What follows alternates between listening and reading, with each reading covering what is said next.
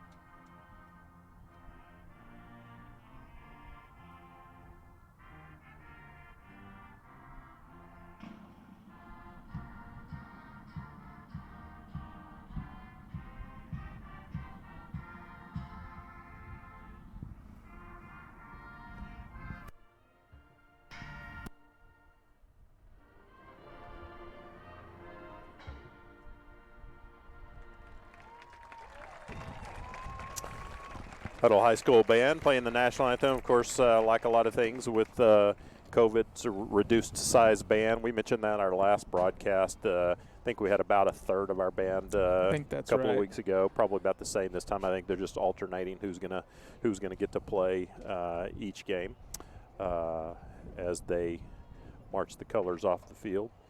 And Bryce Bedoggett is down on the sidelines. He's the third man in our crew, and you know, we struggle every week with Bryce's microphone, it seems like, but pregame tests indicated that his microphone was going to work well. So, Bryce, I know you're waiting for those colors to get off the field, but as soon as they do, we're gonna give it a roll. There you go. So far, so good. Sounded You're great. loud and clear. Sounded great. Standing down next there. to us.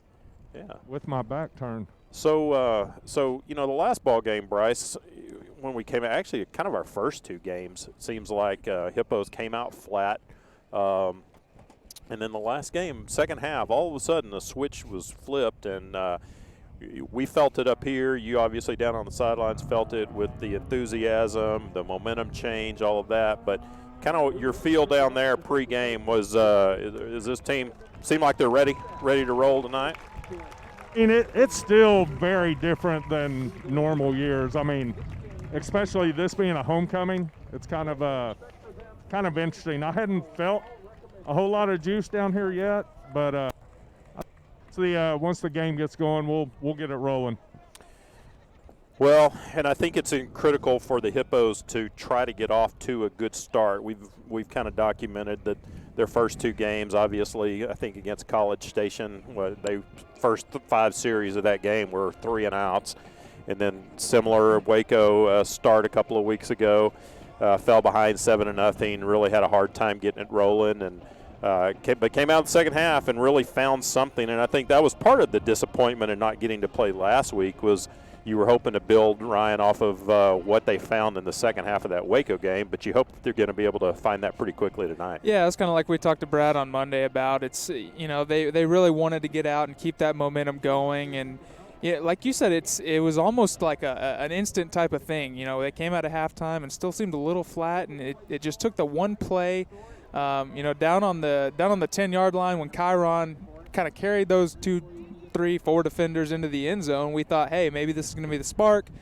That wasn't it, and it didn't. It took until the second half when we kind of had started to see some dirty plays by Waco that really got our guys fired up, got our fans engaged, and I think that kind of gave these guys a sense of normalcy, you know, feeling like they were, okay, here we are on a Friday night with some fans. And I think that's really what made it happen. You know, I think not playing last week might have been a blessing. We had a few guys banged up. Right.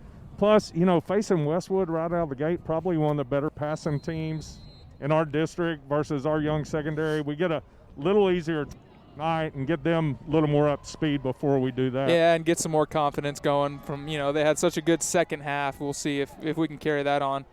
Well, Jose Pena and number 17, Damian Jones, back to receive for the Hippos, and that ball is going to be kicked right out of bounds. Actually, pick it up and run it out of bounds. Sean Davis picked it up and just kind of ran out of bounds with it at the 32. I don't know. It looked like that ball was going to go straight out of bounds. You just never know, though. You gain 5 yards off of that if you don't touch it, and if you do catch it, then you know you avoid giving them potentially the ball at our own 30. So I think probably a smart play there by Sean Davis. And nothing wrong with starting at your own 32-yard line to begin the game, and that's where the Hippos will set up 1st and 10 against the McNeil Mavericks. Their Hippos' first ever 6A district football game. Grayson Doggett in the backfield at quarterback, of course. Stacks 2 receivers left, 2 right. Handoff goes to Kyron Miller up the middle. He's brought down after about a 1-yard gain to the 33-yard line. Yeah, it's going to be interesting to see how we run the ball the first half with a couple of our just need to get through this first half and get. Yeah. You want to. Plus, you're going into the wind here in this first quarter. Grayson with a straight drop. He's got a man. Dropped.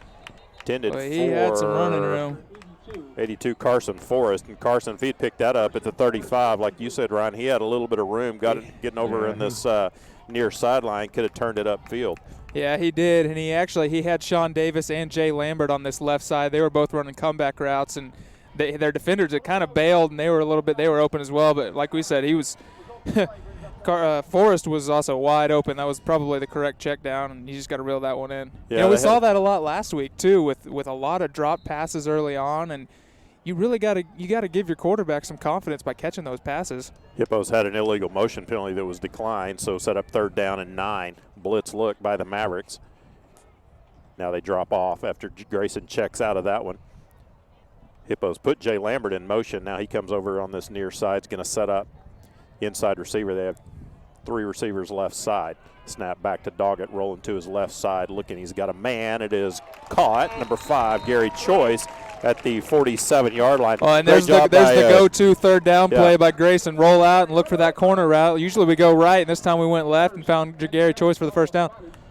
1st and 10 for the Hippos at the 47-yard line. 2 receivers left, 2 right. Fakes a handoff.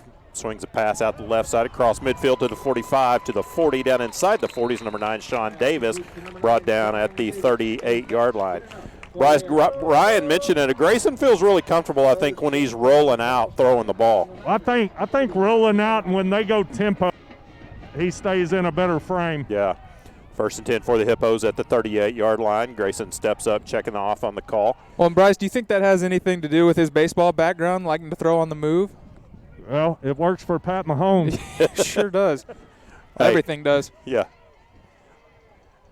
2 receivers right. Now put a man in motion. Kyron Miller out of the backfield, setting up a screen pass to Davis at the 35-30. Actually, number 5, Gary Choice, run out of bounds at about the 30-yard line, 31-yard line, in front of the Hippo bench. Nice little play. Put Kyron Miller in motion to the right, then come back left on that screen pass. So something that Bryce was mentioning earlier and his microphone cut out that we might have been fortunate to not have to play Westwood is, like we mentioned, we have 2 offensive linemen that are having to sit out this first half. Yep. 2nd down and 2. Handoff goes to Miller, starts right, comes back left to the 25, outside to the 20, to the 15, runs over a man and run out of bounds near the 10-yard line. Going to mark him. Going to say I think he stepped out at the 13-yard line. Well, that was a great cutback, and he had a good seal block there by Gabe Lozano. Gabe Lozano pulled all the way from that right tackle position and sealed off that defensive end on the left side, and then got another excellent block from Sean Davis out on the receiver position for a great gain. 1st and 10. Nice drive for the Hippos to start the ball game. 10:30 to go in the first quarter. The first possession. Miller in the backfield. Handoff goes to him. Grayson gives him a little shove. He gets all the way to the 5-yard line, inside the 5 to the 4. I love it when the quarterback hands off to the running back and then shoves him in the back like it gives him an extra little boost. 2nd down and 2 for the Hippos, trying to go quick.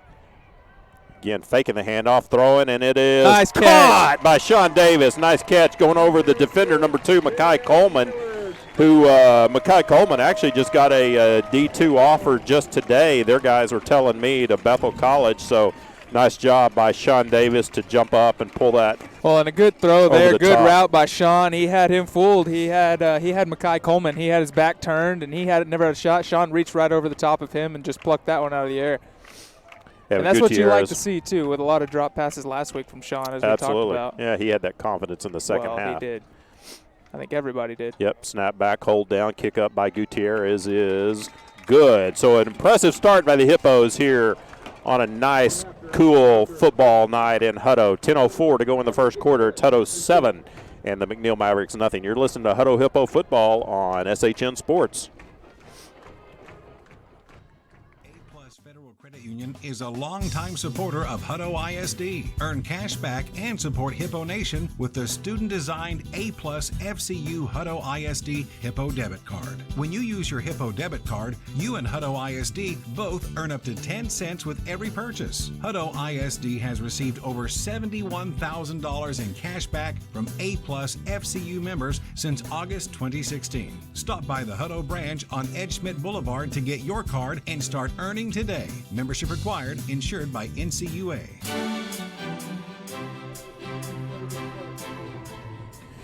Hippos take the opening kickoff, drive it 68 yards for the touchdown. Grayson Doggett with the 8-yard touchdown pass to Sean Davis in the left corner of the end zone. And the Hippos, first time all year, they grabbed the lead early. So that's the start we needed. Absolutely the start that we needed. That was, boy, what a way to kick off your 6A career, huh? There you go.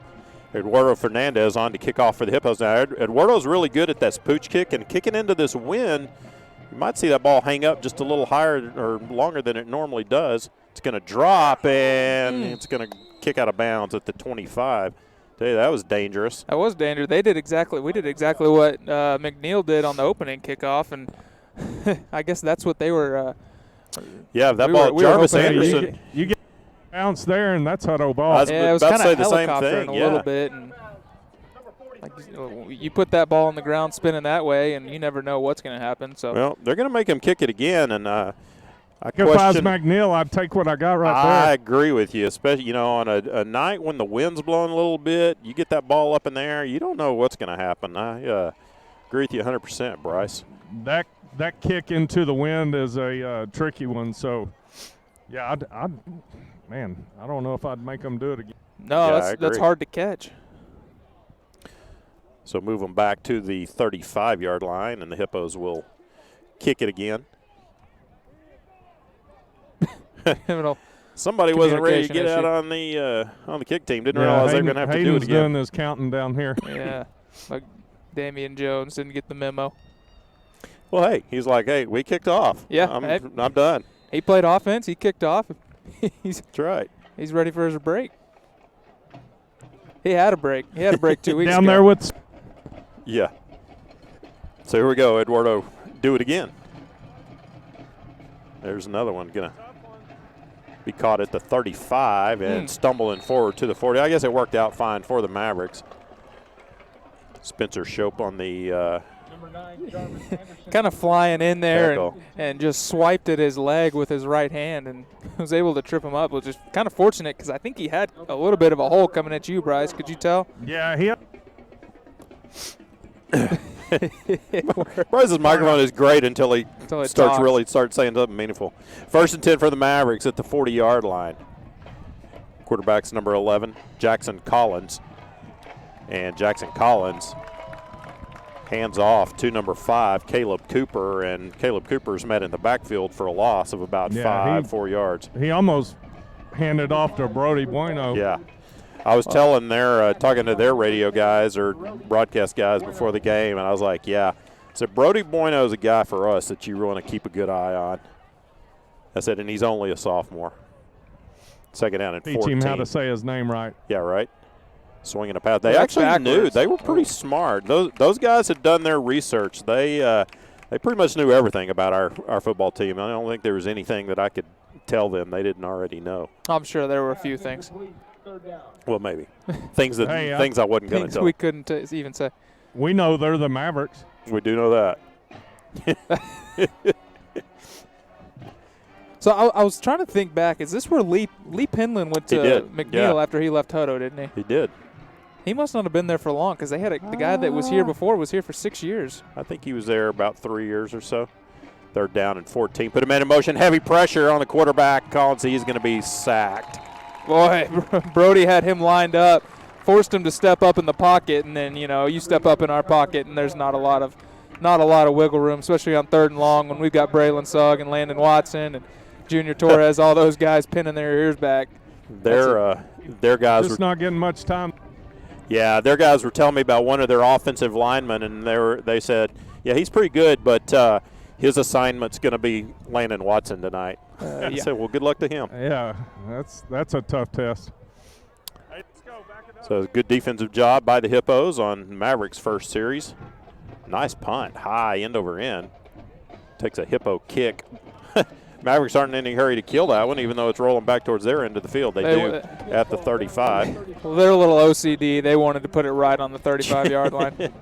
It's exactly where the Hippos will start. 1st and 10, leading 7-0, 8:36 to go in the first quarter. Hippos scored on their first possession, drove 68 yards on a nice mixture of Grayson Doggett passing and Kyron Miller running. And then defense comes out, gets a nice early stop. So Hippos set up 1st and 10 at their own 35-yard line, 8:36 to go, leading 7-0. Kyron Miller in the backfield. No, that's not Kyron. With that's Jay Lambert. Jay Lambert swinging a pass to him out of the backfield, and good pursuit by the Mavericks. And Jay's going to try to break a tackle, coming back to the near the blind side, side blocks. and he's going to be brought down at the 28-yard line.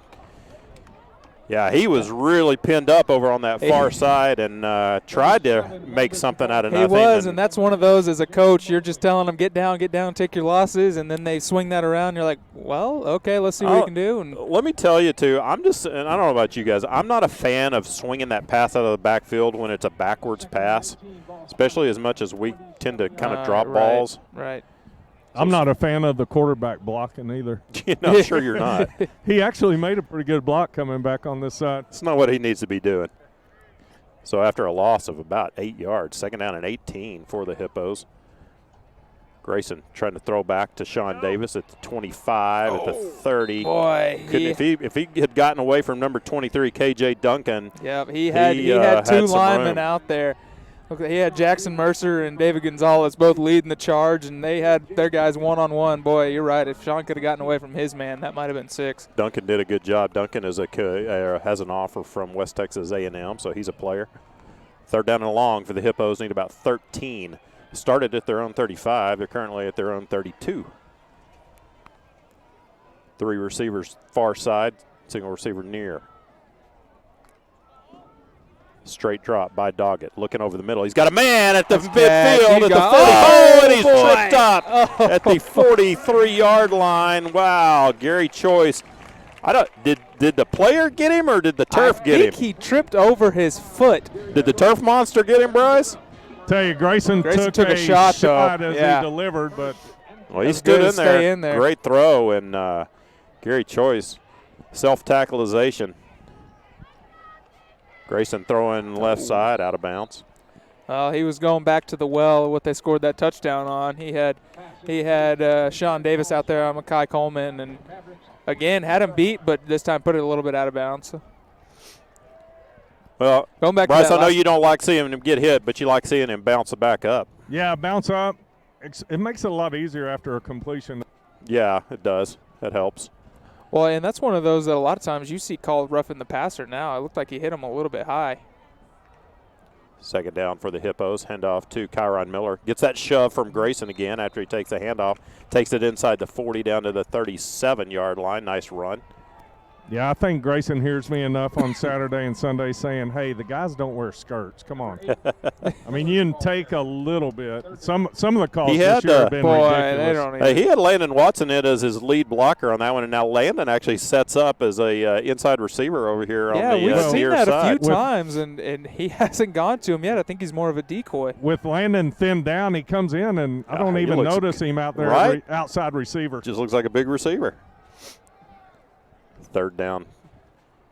Grayson looking, throwing deep right side. It is almost a great catch. Wow, intended for Jay Lambert. Boy, he needs to tighten his chin strap. That's twice in a row that his helmet's popped off. He was looking inside. Grayson threw it outside, but Jay did a good job of adjusting and almost made a spectacular one-headed catch.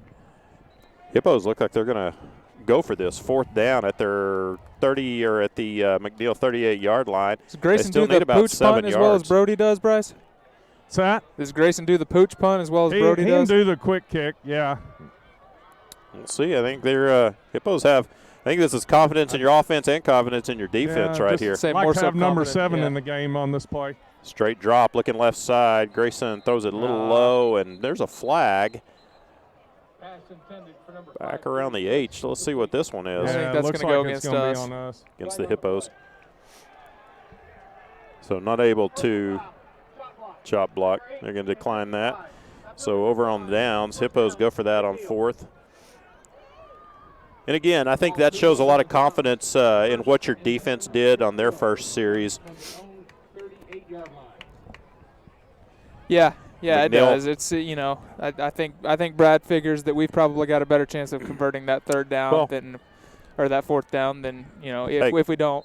McNeil started at their 40 on their first possession. They're starting at their 38 here. So even with over on downs, you're getting a better start defensively.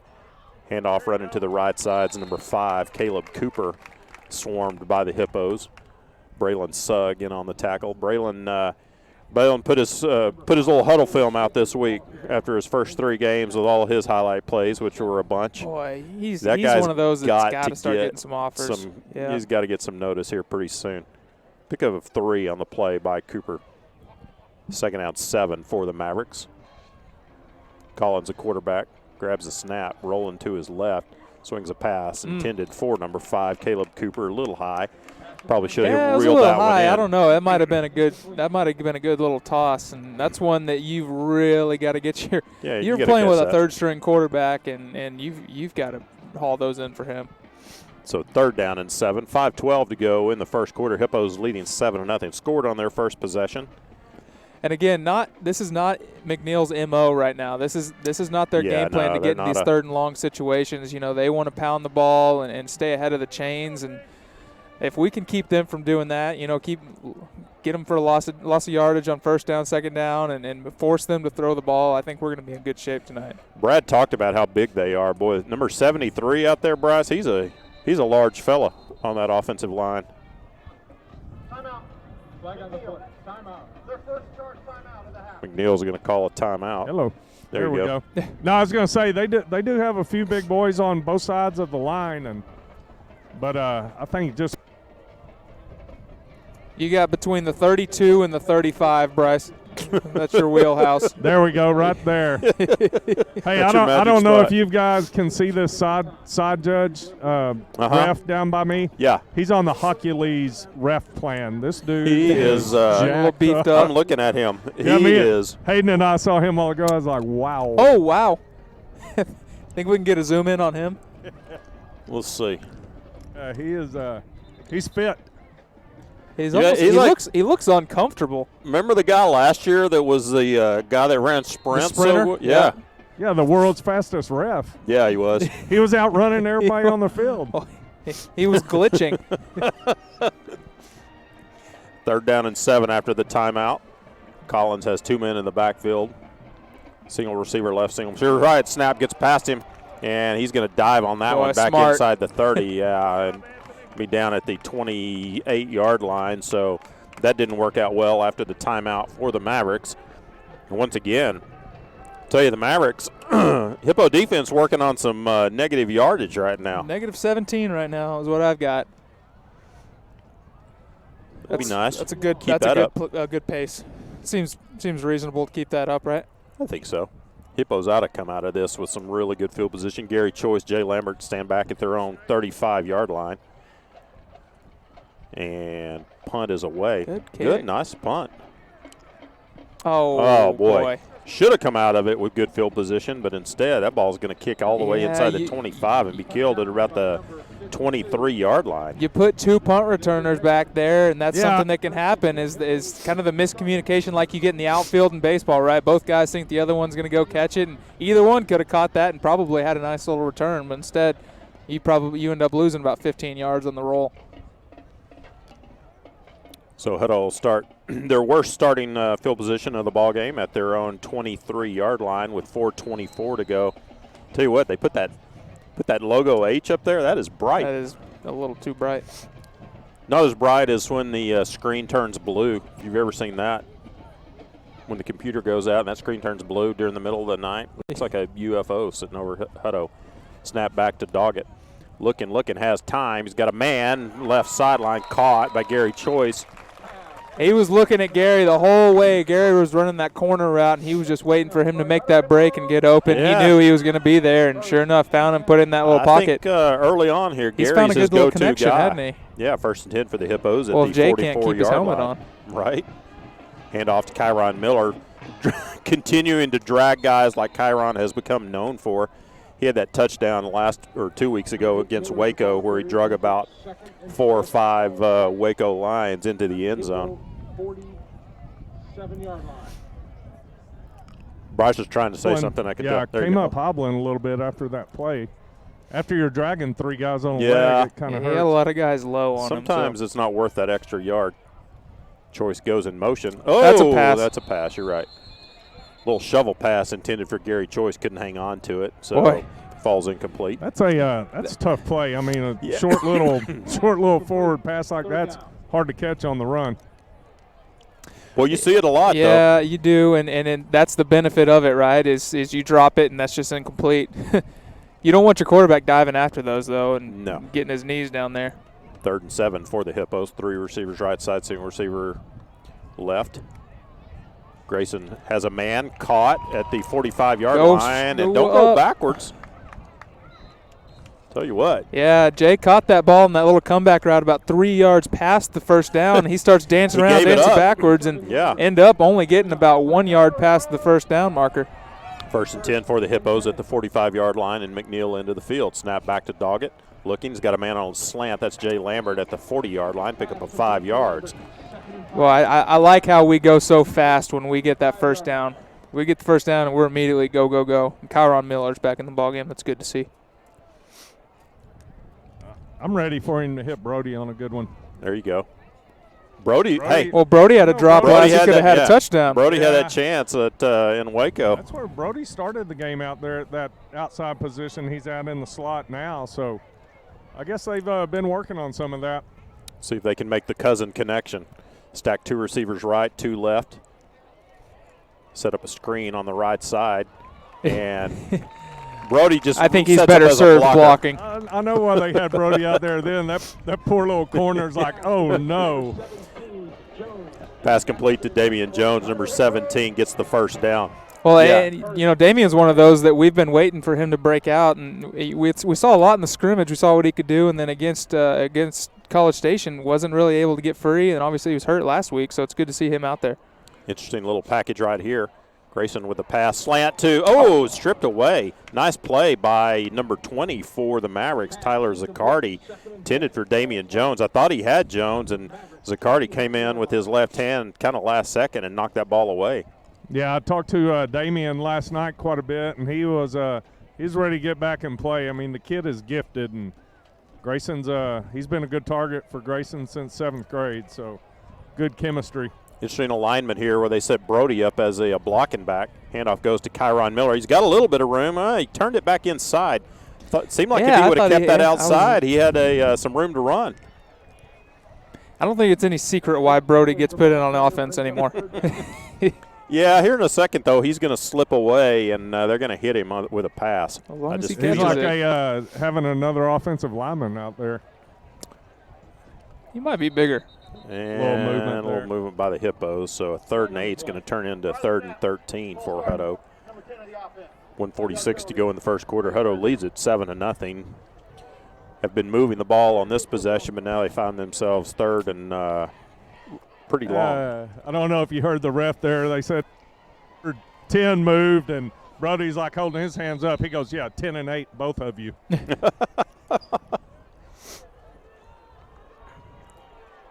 Teamwork. So 3rd down and long for the Hippos. Yeah, and this is, again, probably 4-down territory, so you think you might try to get half on this. This might be where they try to hit Brody. He's set up on that as the inside receiver. And in fact, he's going to throw right side. Intended for Damian Jones. And Damian. That's some miscommunication.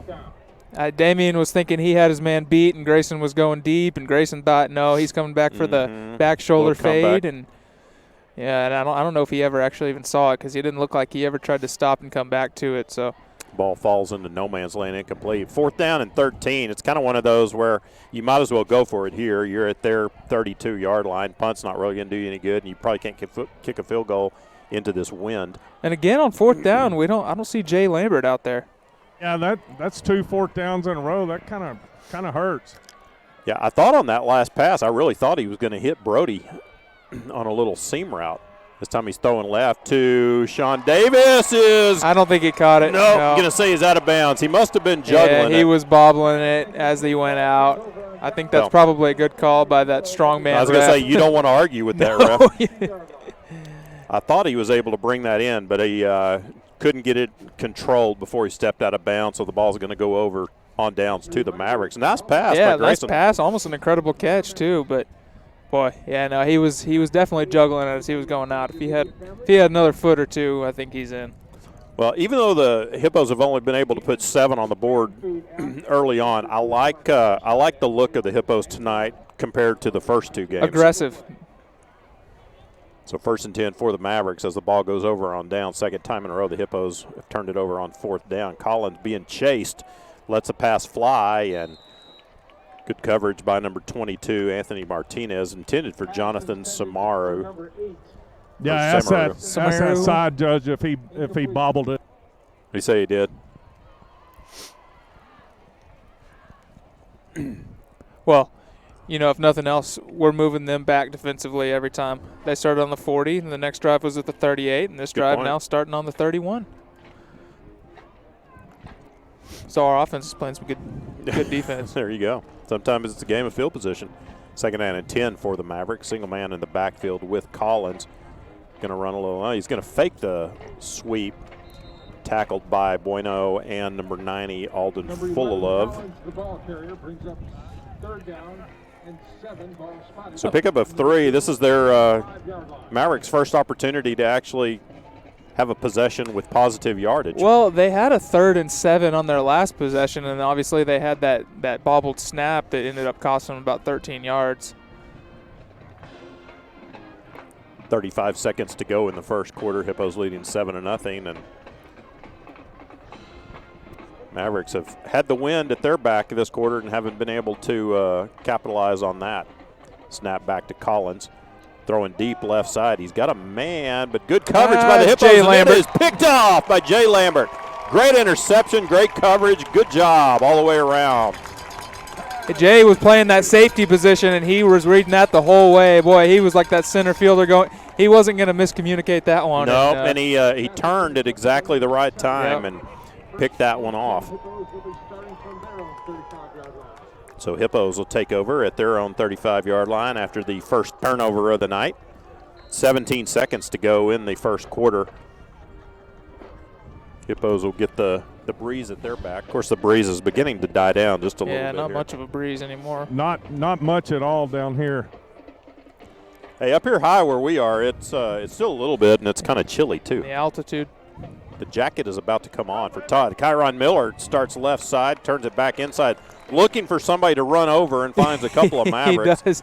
as he crosses the 45-yard line. He's got the patience, and then he finds that running room and gets the head of steam going, and boy, he does not want to stop. 1st and 10 at the 47. Get another snap off before the quarter ends. Kyron Miller stiff arms one man to the ground, and then a nice little shoestring tackle by number 23, KJ Duncan, to bring him down as the clock runs out to end the first quarter, I believe. Yes. Yes, it is. Hello. So that was one of those stiff arms, kind of like Titans running back on Josh Norman. Derrick Henry. Bam. Yeah, Derrick Henry put a stiff arm the other day like I've never seen. He's a big boy though. He is beastly. He's multiple. As is Alabama's current running back too. Those are both big fellas. They don't typically have the small ones. No, they don't. We played one quarter here in Hutto at Hutto Memorial Stadium. It's the Hippos 7, McNeil Mavericks 0. You're listening to Hutto Hippo Football on SHNSports.com. ACDI, Al Clausen Disposal, supports the Hippo Nation.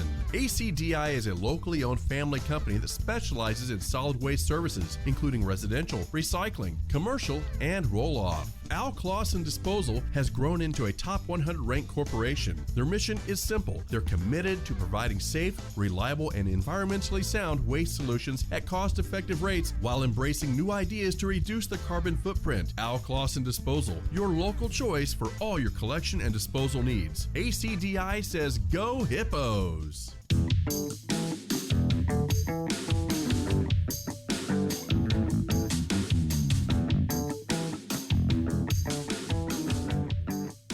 Welcome back to Hutto Memorial Stadium, where the Hippos lead at 7-0 after one quarter. And I tell you, Ryan and Bryce, it felt like a quarter that Hippos really dominated, and feel like you should be up more than 7-0. But you kind of just, based on the first quarter look, you feel like Hippos definitely have a better football team. Well, after that first drive, I think we were thinking, hey, we might run away with this. And then after the first couple plays of our second drive even. But then after that, it seems like we've kind of stalled out, and the play calling's been a little bit interesting. It's been aggressive. We've been going deep a lot, but haven't been capitalizing. Brody Bueno comes in at quarterback for the Hippos, fakes a handoff. He's going to keep it. He's going to look for a couple of Mavericks to run over and ends up with the first down. Pick up of 10 yards, about 10.5 for Brody. First down to the 42-yard line. I don't know who looks for guys to run over more, Kyron Miller or Brody Bueno. First and 10. Brody stays in at quarterback. Bryce, is this just a change of look for the Hippos here? That's their second charge timeout of the half. He's almost to his 32. Yeah, you got to step over to the 32, Bryce. There. There. Yeah. My back, there we go. There you go. Yeah, it's good to see, Brody needs to get some, good game time reps in and definitely show the district we've got, something else to work on. Right. Well, and obviously you get him and Miller back there, and either one of them carrying is not going to be fun to bring down. Well, what I said. It's like, and which from one? a psychological standpoint, too, if you're a defender, you don't want to see Brody in the backfield because that means he's probably going to have the ball and you're going to have to tackle him, and that's not fun. Well, I just think, you get a game where it's windy, wet, cold, and tough to throw the ball. It's nice to have a weapon like him to get back there, and you just got another dimension. Well, especially, too, when you get down in those short yard situations, on the goal line, things like that. It's excellent to have a running quarterback like that. Yep. Grayson comes back in at quarterback, going to look deep. He's got a man wide open, Jay Lambert. Nope, Damian Jones. Damian Jones, and it's knocked away at the last second. Nice closing by number 20, Tyler Zaccardi. Second time that he's had him open, and both times probably could have been a touchdown. And I think, he's just they get that hand in there and swat it away at the last second. He has it in his hands, and that's just good defending. Come down with that club and knock the ball out. Yeah, it was a good job by Zaccardi to knock that one away. Jay was about 3 yards behind him. Hand off to Kyron Miller, going left side. Just, again, runs over about 3 guys. And Number 8, Miller, the ball. Third down. If I'm a defender, I'm going to jump behind one of my buddies and let him slow him down first. Let him take the first shot. Yeah. 3rd down and 3, handoff. No, Grayson's going to keep running to the right side. Probably go down, Grayson. Run out of bounds. There you go. Oh, he got a great block, too, by Carson Forrest there. Grayson gets it down to the 28-yard line, 1st and 10 for the Hippos. Tell you, faked me out. I thought he had made the handoff to Kyron Miller on the left side. Grayson pulled it back and brought it over here to the near side of the field. 1st and 10 Hippos at the 28. 2 receivers right side, 2 left. Miller in the backfield with Doggett. Just underway in the second quarter. Hippos leading 7-0. Blitz look by the Mavericks. Grayson looking, throwing left corner, and almost intercepted. Grayson underthrew that one. Looking for Gary Choice again. Yeah, number 3, Damian Allenbaugh jumped in front of that one. Just a little underthrown. Yeah, it was underthrown. He had him open. Well, you're lucky that one's not picked off. 2nd down and 10 for the Hippos at the 28-yard line, and Maverick into the field. Again, 2 receivers right and 2 left. Really slowed the pace down here. Yeah, it's you think that they're running tempo, and then all of a sudden things, like you said, kind of slow down. Oh. There's another little slant. And drop passes, too.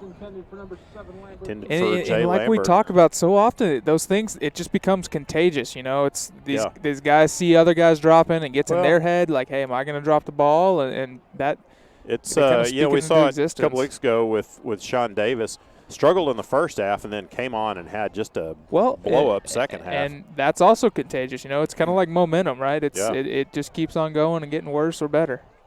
3rd down and 10. Grayson looking, throwing deep. He's got a man just overthrows Jay Lambert. He had gotten behind the defense again, and I think Grayson felt a little bit of pressure coming and probably let go of it just a little too soon. So the Hippos are going to bring Evan Gutierrez on to attempt what will be about a 45-yard field goal. Certainly within Evan's range. Well, Gets a little bit of breeze help at his back. So 4th and 10. 45-yard field goal attempt by Evan Gutierrez. Snap back, low snap. Hold down, kick up, and it is good. Oh, wow, Just snuck it sneaks in. it Wow. over. Well, I think the timing was off just a little bit because of the low snap, but Evans able to punch that one through from 45 yards out. And with 10:43 to go in the second quarter, it's now Hutto 10, McNeil nothing. You're listening to Hutto Hippo Football on SHN Sports. Hutto Family Eye Care has partnered with Hutto ISD for almost 10 years. Hutto Family Eye Care has been the leader and preferred provider of quality vision care products and personalized service to patients in Hutto. Their doctors use only the most advanced, state-of-the-art technology and eye care products available. Give your vision the level of care and attention it deserves. Hutto Family Eye Care on Exchange Boulevard, across the street from the post office. Welcome back to Hutto Memorial Stadium. 10:43 to go in the second quarter. Evan Gutierrez extends the Hippos' lead to 10-0 with a 45-yard field goal. And Bryce, that one just barely crawled over. Yeah, I didn't think it made it from here. Boy, they must have a better view than I did. But Zane, Well, they were standing Zane, right underneath it, so I think they had a little bit yeah, of it. Zane Bolden, the holder, did a great job. Is kind of behind him, and boy, he reached back, got it, and got it on the tee in a hurry. Yeah, a little bit of a low snap, but worked out fine. There's that high pooch kick, going to be fair caught by the Mavericks at the and that's 28-yard line. That's exactly what Brad wants out of Eduardo Fernandez every time. If they could fair catch that ball on the 28, 27-yard line, that is perfect. Absolutely. Tell Happy you to what, give him looking that. at some high school scores after a rough week Georgetown had against Cedar Park last week, they're behind. Well, did you see the Cedar Park score over Hendrickson last night? Some of that on TV, that was rough. I'm telling you, like I said last week, I think it might be good that we're not in Cedar Park's district this year. Those guys, I really expect they can make a deep run. Collins fakes a handoff, keeps. Landon Watson brings him down at the 30-yard line. Pick up about 3 yards on the play. It's the first time we've seen Collins keep the ball, I believe, tonight on a designed run. And possibly the first time that they've gained positive yards on first down, which, as we talked about, is kind of their game plan. Yeah, 2nd and 7 for the Mavericks. Ball at the 30-yard line. Collins with 2 men in the backfield. Handoff goes to number 5. Good job by the Hippos. Caleb Cooper, the running back, picks about a yard to the 31.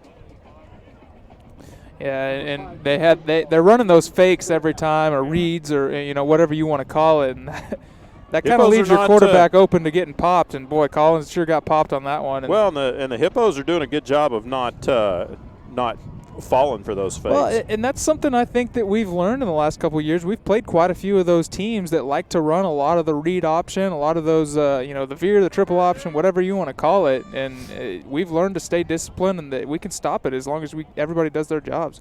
3rd down and 6. Snap back to Collins, handoff up the middle, a little bit of running room. Oh, nice job coming in to make that tackle, I think, was Zane Bolding as well as number 30, Theo Anderson. Well, and it looked like Landon Watson coming in almost looked like he came in from a safety position and went low and stopped him about a yard short. Yeah, I thought he was going to get the first down. Then all of a sudden you saw. Yeah, I think that was Zane Bolden just flashing in there and making a great stop. Stops the Mavericks short of a first down. 4th down, 1 yard needed. They're going to kick it away. Hey, watch that. Ball at the 36. I'm thinking the same thing as Bryce. Watch it. Yep, he's going to take off and run with it. And he gets that first down. Well, it's like you had one Hippo that kind of stayed home and was watching for it, but everybody else. Yeah. When the fastest looking guy on the team's back there. Who was it? Was that 85? Yeah. Is that Faulkner? He's their kicker, actually. So I think that's I think that's something that they've got kind of in their bag of tricks. So the fake punt turns into a first down for the Mavericks. First and 10 at the 38-yard line. There's a fake the handoff, quick little pass over the middle. Nice play by the Mavericks. Complete to number 19, Joseph Patterson. First completion to him all night. You see it so often. Those guys, they run a fake or a fake punt or a fake field goal, whatever it is, and convert on fourth down. Yeah, and it just for whatever reason it gets the offense moving, even though they're not the ones who. I think is that their first completion of the night. First completion and first down. No, they had a first down just a second ago on the fake punt. True. First offensive first down. Blitz look by the Hippos. Going to run a reverse. Boy, there is nice job by the Hippos. Braylon Sugg was waiting for him in the backfield. He wasn't fooled on that one at all. Yeah, kind of diverted his attention.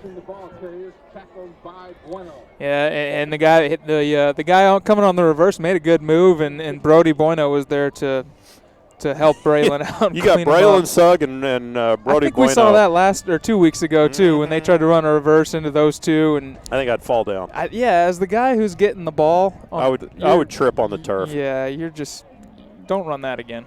Second down and 16 for the Mavericks. Collins looking to throw quickly right side. Well played by Jose Pena for the Hippos, running him out of bounds at near the original line of scrimmage. Going to be a third down and 10. Ball's at the 49-yard line. They need to reach the Hippo 41 for a first down. 7 minutes to go in the second quarter. Hutto leads it 10-0. Well, they've got Jarvis Anderson down here on the bottom, and he's kind of been their go-to receiver so far this year. I say that. They've completed, I think, 13 passes this year. But I'm calling an interception right here for the Hippos. I think they got to look his direction. Third down single and coverage. 10. Snap back to Collins. Only hands off, so. Wow. My interception call doesn't count because they handed it off. Number 5, Caleb Cooper, took the handoff but tripped up before he can get rolling, and no gain. Fourth down and 10. So the fake punt doesn't come back to haunt the Hippos. Yeah, interesting play call there. You wonder if maybe they've watched so much film and they know that we really do like to pin our ears back on 3rd and long, and thought maybe they could get us with a draw play. And I couldn't tell who came up with the stop there, but good job on us to not. Jay Lambert sends back at his 15-yard line, and I tell you, if he can punt it down to the 15 against this wind, that's going to be quite a punt. And he shanks it. That ball barely made a first down on the punt. I'm going to tell Jay to scoot up. I was like you guys. He is not going to kick it that far. There was no way. He was about 35 yards short of that. So ball goes out of bounds at the 40-yard line. Like I said, the punt would have had a first down by a yard. That's what you're going for when you're punting, right? We need to listen to a score here. What's that? Need a Yeah, we do. Here. Yeah, I agree. Hippos lead at 10-0. You feel like it should be more than that. First and 10, stacked 2 receivers left, 2 right. Handoff goes to Kyron Miller. Starts the middle, comes back right. Breaks a couple of tackles and runs over another Maverick. Drugged down by number 1, Jalen Mosley, after a pickup of about 5 or 6 yards. Good tough run. He ended up with 8 yards out of that run. He really likes to bounce those outside. Quick pass right side to Forrest. Crosses midfield, run out of bounds at the 46-yard line. Maverick into the field. Tell you what, I'm excited about Carson Forrest. Yeah, he's only a sophomore. Absolutely. Tell you, well, he comes from he's got some bloodline. Yeah. I was gonna say he's got some skills in his family. He's a little bigger than his brother, I think. I think so. Yeah, he's pretty good size. I saw Caleb before the game. Well, he was at the coaches show Monday night. He won a prize. He did. First and 10 for the Hippos at the 46-yard line, stacking 2 receivers left, 2 right. Blitz look.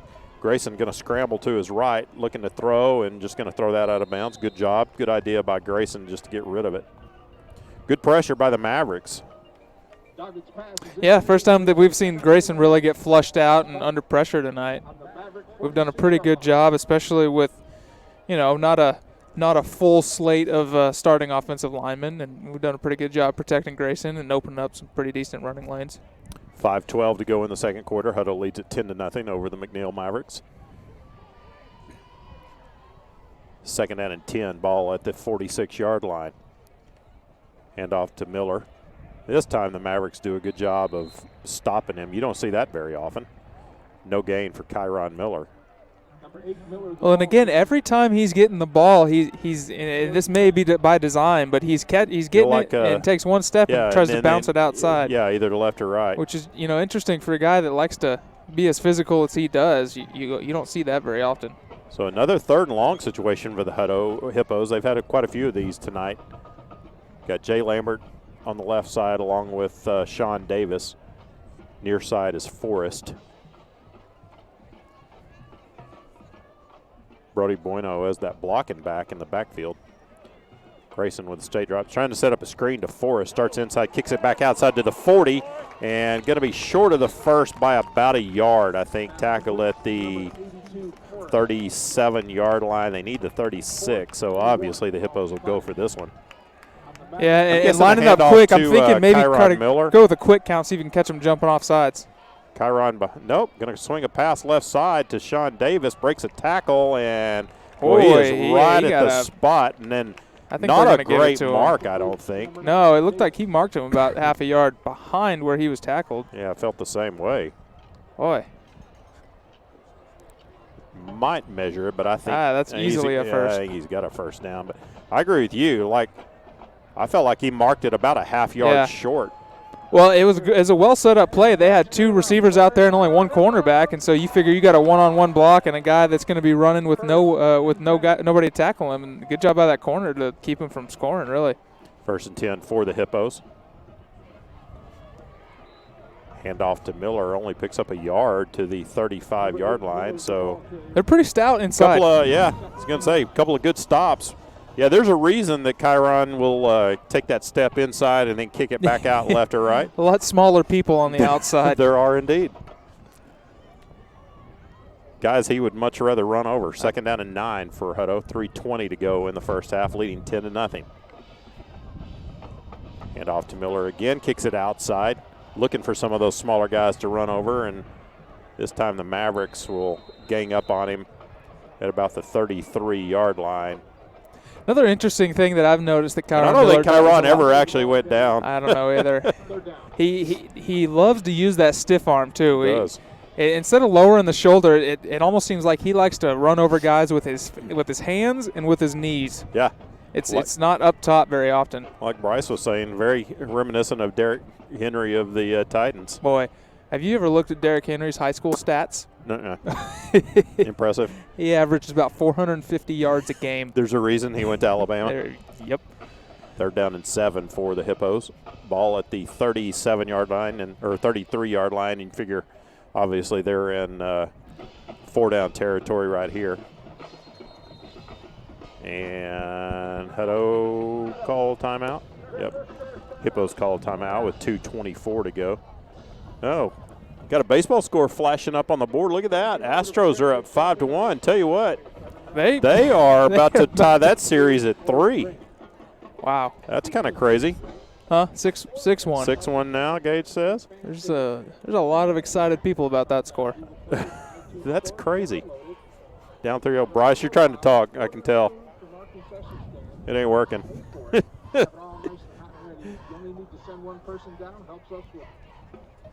Might be a battery issue, Bryce. Well, the Astros are doing that trash can free too. As far as you know. Yeah. They're on the redemption tour. They might have figured a different signal. Well, the shocker to me is the Braves leading the Dodgers 3-1. Braves can end that series tonight. So after the Hippo timeout, it's going to be 3rd down and 7 yards needed.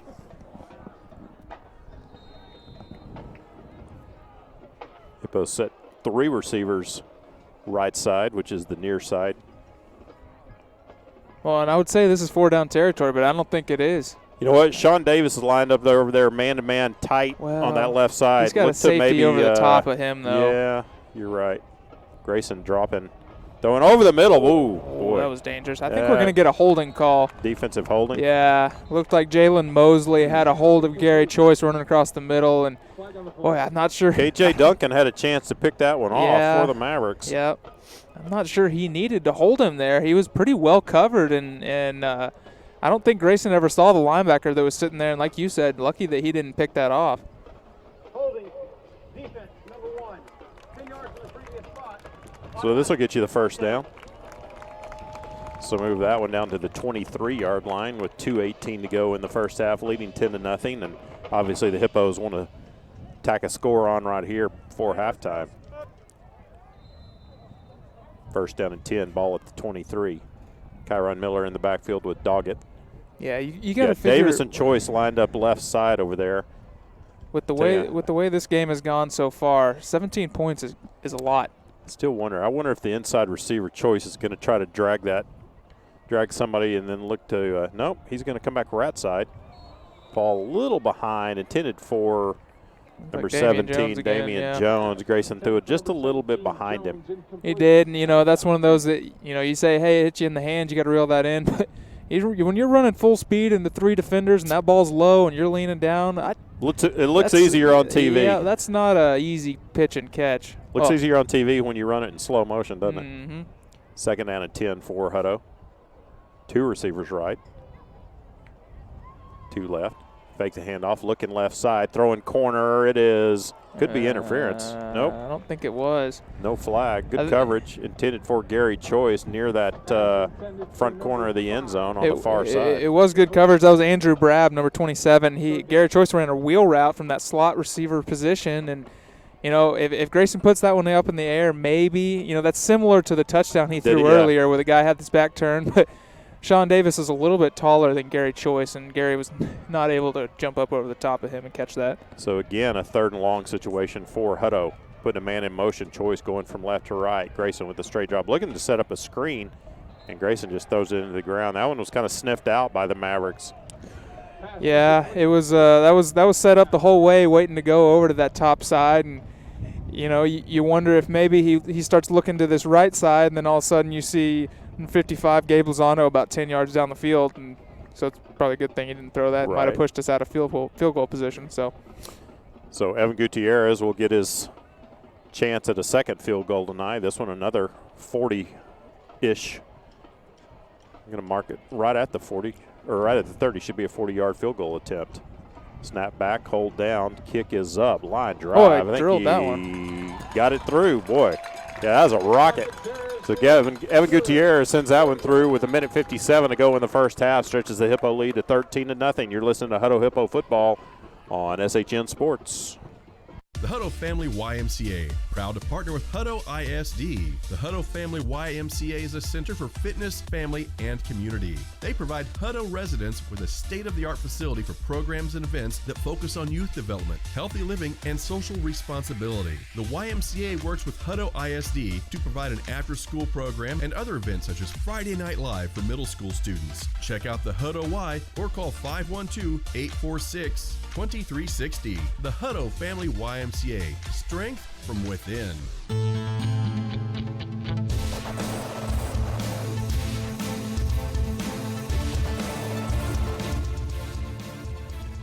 Welcome back to Hutto Memorial Stadium. 1:57 to go in the first half. Evan Gutierrez with his second field goal of the night. This one a 40-yarder puts the Hippos up 13-0. And Evan, it's nice to have that weapon. I was gonna say we need to talk to Brad about what kind of a mental difference that makes, having such a weapon like that. Having the confidence to maybe not convert those third downs when you're down underneath your 30-yard line. And you, Bryce, and I all remember when the Hippos, we couldn't even trust that there would be an extra point. No. Kickoff by Fernandez. Nice return by the Mavericks all the way up to the 45-yard lines. Number 1, Jalen Mosley. Yeah, Boy, Fernandez didn't get that one. Didn't get the hang time on that kick like he normally does. That right there is why they like to pooch it, or if you can, kick it out of the back of the end zone. Yeah. Well, it kind of makes you wonder. You got a little bit of this breeze, and you've got a kicker that can kick it to the end zone. Not sure why you don't just give it a shot, but I'm not sure that you can kick it into the end zone consistent enough. And if you don't get it out of the back, they can still return it, and anything can happen at that point. with that much head of steam. 1st and 10 for the Mavericks at the 45-yard line. They got plenty of time. 1:50 to go here in the first half. Collins hands off, and great job by the Hippo defenders. Number 90, Alden Fullilove, grabbed number 5, Caleb Cooper, by the back of the jersey before he could get running, and just slowed him down enough to let the other herd of Hippos arrive. He came around the right side of that defensive line and chased him down, and like you said, he just grabbed him by the back and didn't let him get away from him. Well, the Hippos call a timeout with 1:42 left, so I think Hutto's thinking get a stop here and get the ball back before halftime. Well, try to get a score. absolutely, and you figure worst case scenario, they end up picking up maybe a first down here, and they haven't really shown many signs of being able to move the ball other than that. So. Well, and the thing, if you're the Hippo defense, obviously you don't want to give up something big right before halftime. You're up 13-0, and McNeil's going to get the ball to start the second half. Right. So the last thing you want to do is give them a score, and they go into halftime with momentum, knowing they're going to come out with the ball to start the second half, and got a whole different ball game at that point. Absolutely. So after the timeout, Mavericks come back out, second down, 13 yards needed, ball at their own 42.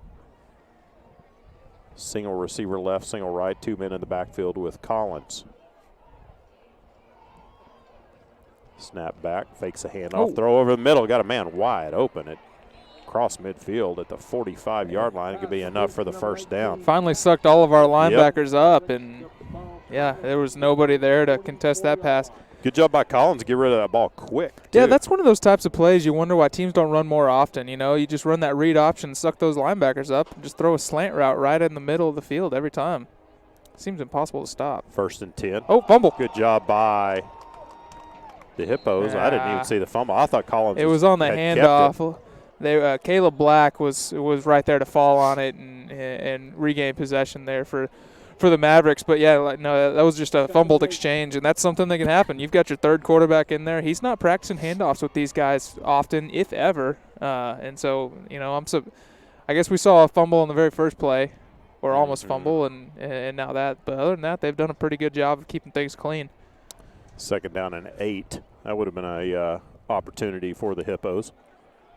Clock ticking, 45 seconds, and Mavericks aren't in I think they're content a real to let hurry. this Well, one. I don't know. I mean, they're inside our 45-yard line. They have there's a heavy penetration. Oh, no, by the we got Hippos. the ball ball. is taken away by the Hippos, and that is number 90, Alden Fullilove.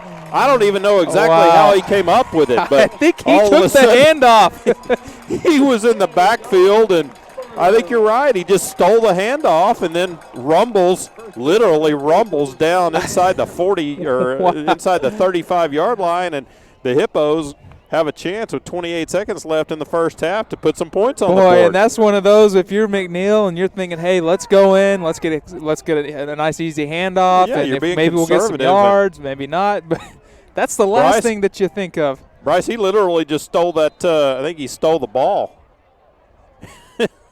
Wow. So 1st and 10 for Hutto at the McNeil 32-yard line. 28 seconds to go. Hippos have one timeout. 2 receivers right, 2 left.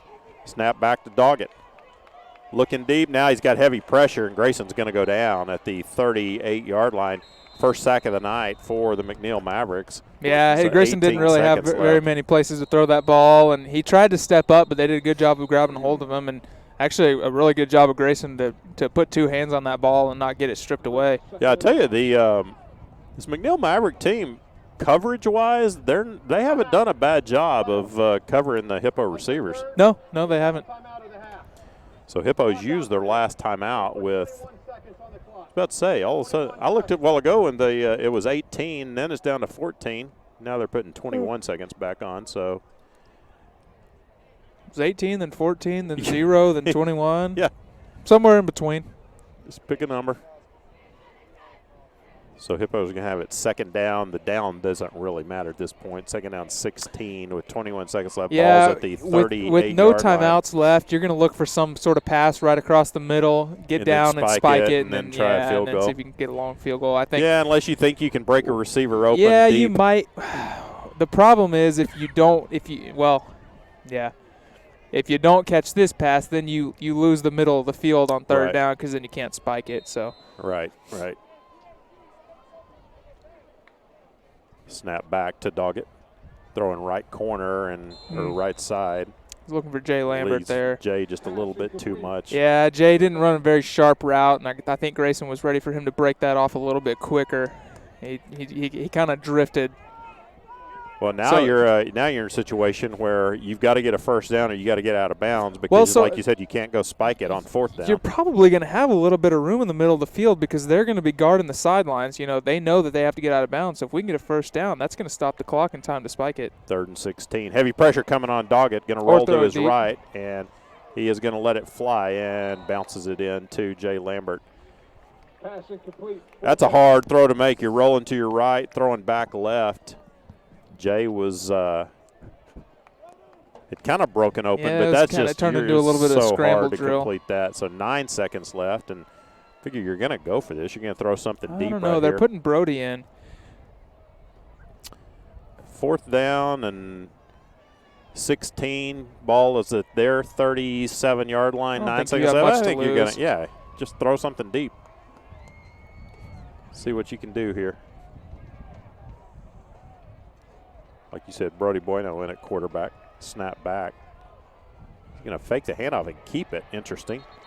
Going to be tackled for a loss at the 45-yard line. So with 2 seconds left, the ball's going to go over to the Mavericks. Well, that's a certain wasted opportunity for the Hippos. It is. They got that turnover on that that full of fumble recovery or whatever you want to call it, and stolen ball. I don't know. And, Thievery. Yeah, and the Hippos come down and, boy, just go backwards. Yeah, well, and like you said, had it in field goal range, and you don't take that sack on first down, and that completely changes everything. But, that sack kind of pushed you out of field goal range, and then you're clawing back uphill to try to get back in the right position, and then you're running against the clock. So, yeah, just a tough scenario. But, it's we didn't give up a score on defense. I'm thinking they're going to probably take a knee here after that last handoff. I would That think. was supposed to be conservative. So 42-yard line, Mavericks will come out. 7-0 Astros now. 2 seconds, 7-1. 2 yeah. seconds It's so bright I to can't. go. My eyes are dilated. It And I is can't very see it. bright. Hippos drop a man all the way back to the 15-yard line. I don't think they have to worry. I think I think the Mavs are going to run a really tight kneel on the ball formation right here, and they do. Well, They ran try the to old, run a little trick play. Yep. Doesn't work out for them. Hippos were very smart to sniff that one That out. was do you remember a few years ago when Tech played Texas and the Jakeem Grant, they the stuffed little- it right in, they called it hide the midget. or Little Man Big World Yep. or something like that. Yeah, that's about what that was. Yep. Well, it goes for nothing for the Mavericks. We've reached halftime here at Hutto Memorial Stadium. Hippos lead at 13-0 in a game that you feel like they should be up more than that. So we'll see. If they make the adjustments at halftime that they did a couple of weeks ago, then they should come out and probably blow this thing open in the second half. But as it is, it's still a ball game here at homecoming at Hutto Memorial Stadium, 13-0. We are going to take a quick break. We'll come back and watch the Hutto band perform at halftime. Again, Hutto 13, McNeil nothing. You're listening to Hutto Hippo Football on SHN Sports. A-Plus Federal Credit Union is a longtime supporter of Hutto ISD. Earn cash back and support Hippo Nation with the student-designed A-Plus FCU Hutto ISD Hippo debit card. When you use your Hippo debit card, you and Hutto ISD both earn up to 10 cents with every purchase. Hutto ISD has received over $71,000 in cash back from A-Plus FCU members since August 2016. Stop by the Hutto branch on Ed Schmidt Boulevard to get your card and start earning today. Membership required, insured by NCUA. This is what matters. This is beyond X's and O's. This is the difference mutual respect makes. This is what character looks like. This is what defines us in Texas. This is sportsmanship. School sports. It's not the outcome that matters most, but the way the games are played. This message presented by the Texas University Interscholastic League and the Texas High School Athletic Directors Association. ACDI, Al Clausen Disposal supports the Hippo Nation. ACDI is a locally owned family company that specializes in solid waste services, including residential, recycling, commercial, and roll-off. Al Clausen Disposal has grown into a top 100 ranked corporation. Their mission is simple. They're committed to providing safe, reliable, and environmentally sound waste solutions at cost-effective rates while embracing new ideas to reduce the carbon footprint. Al Clausen Disposal, your local choice for all your collection and disposal needs. ACDI says go Hippos! Ernie Owens, Lexi Riley, and Social President Kylie Reza.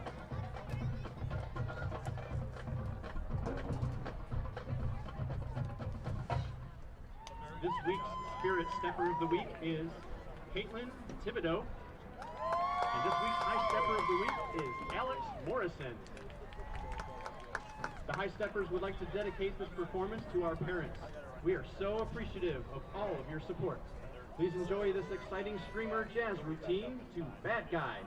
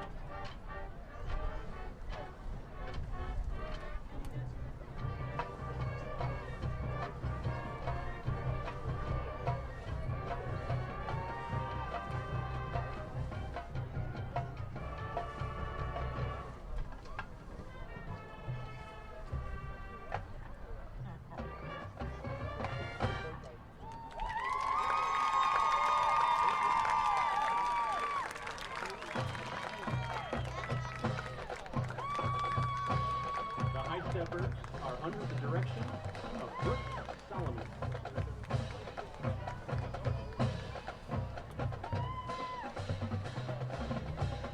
And now, a performance from the Hutto High School Marching Band. But first, some shout-outs. To Alex Boyle, so proud of you. Love, Mom, Dad, Mallory, and Natalie. And to Matthew Estrada, Mom loves you. If you would like to make a shout out to your favorite athlete, musician, or student performer at the next home game, see the band booster tent on the north side of the home stands. We now bring you hits from Green Day and Coldplay under the field direction of drum majors Macy Watson, Scott Gist, Nico Ornelas, and Kenny Schneider. Please enjoy Holiday and Viva la Vida.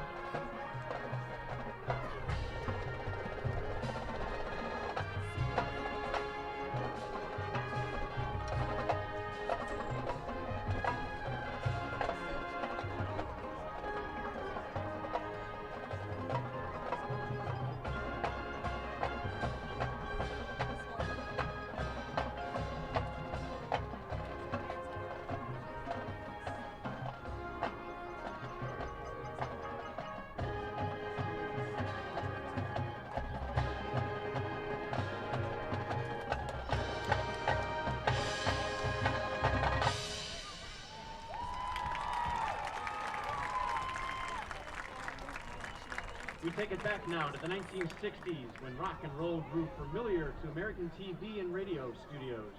Who knew they'd find their way into football stadiums decades later? Made famous by Bruce Chanel and harmonica player Delbert McClinton, the tune that gets everyone singing, here is Hey Baby.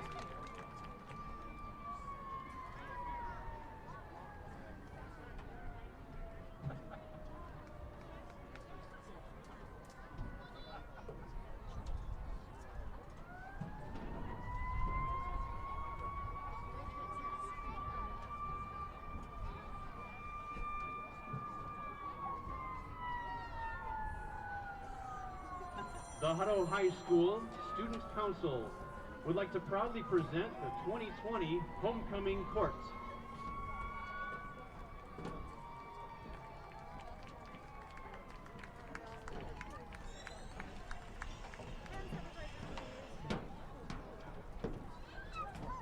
Freshmen Duke and Duchess, Eli Adams, and Armani Washington.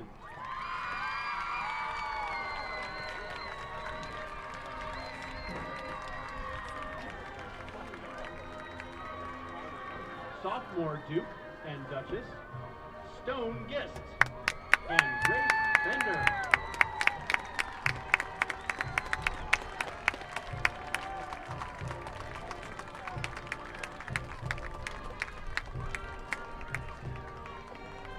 Junior Prince and Princess, Michael Shanks and Haley Smith.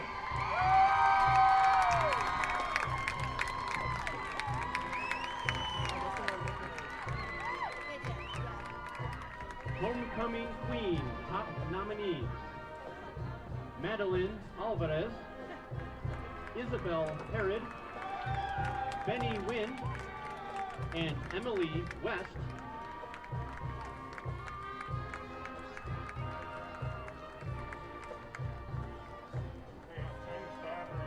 Please join us in welcoming the 2020 HHS Homecoming Queen and King, Jesus Lopez and Jada Williams.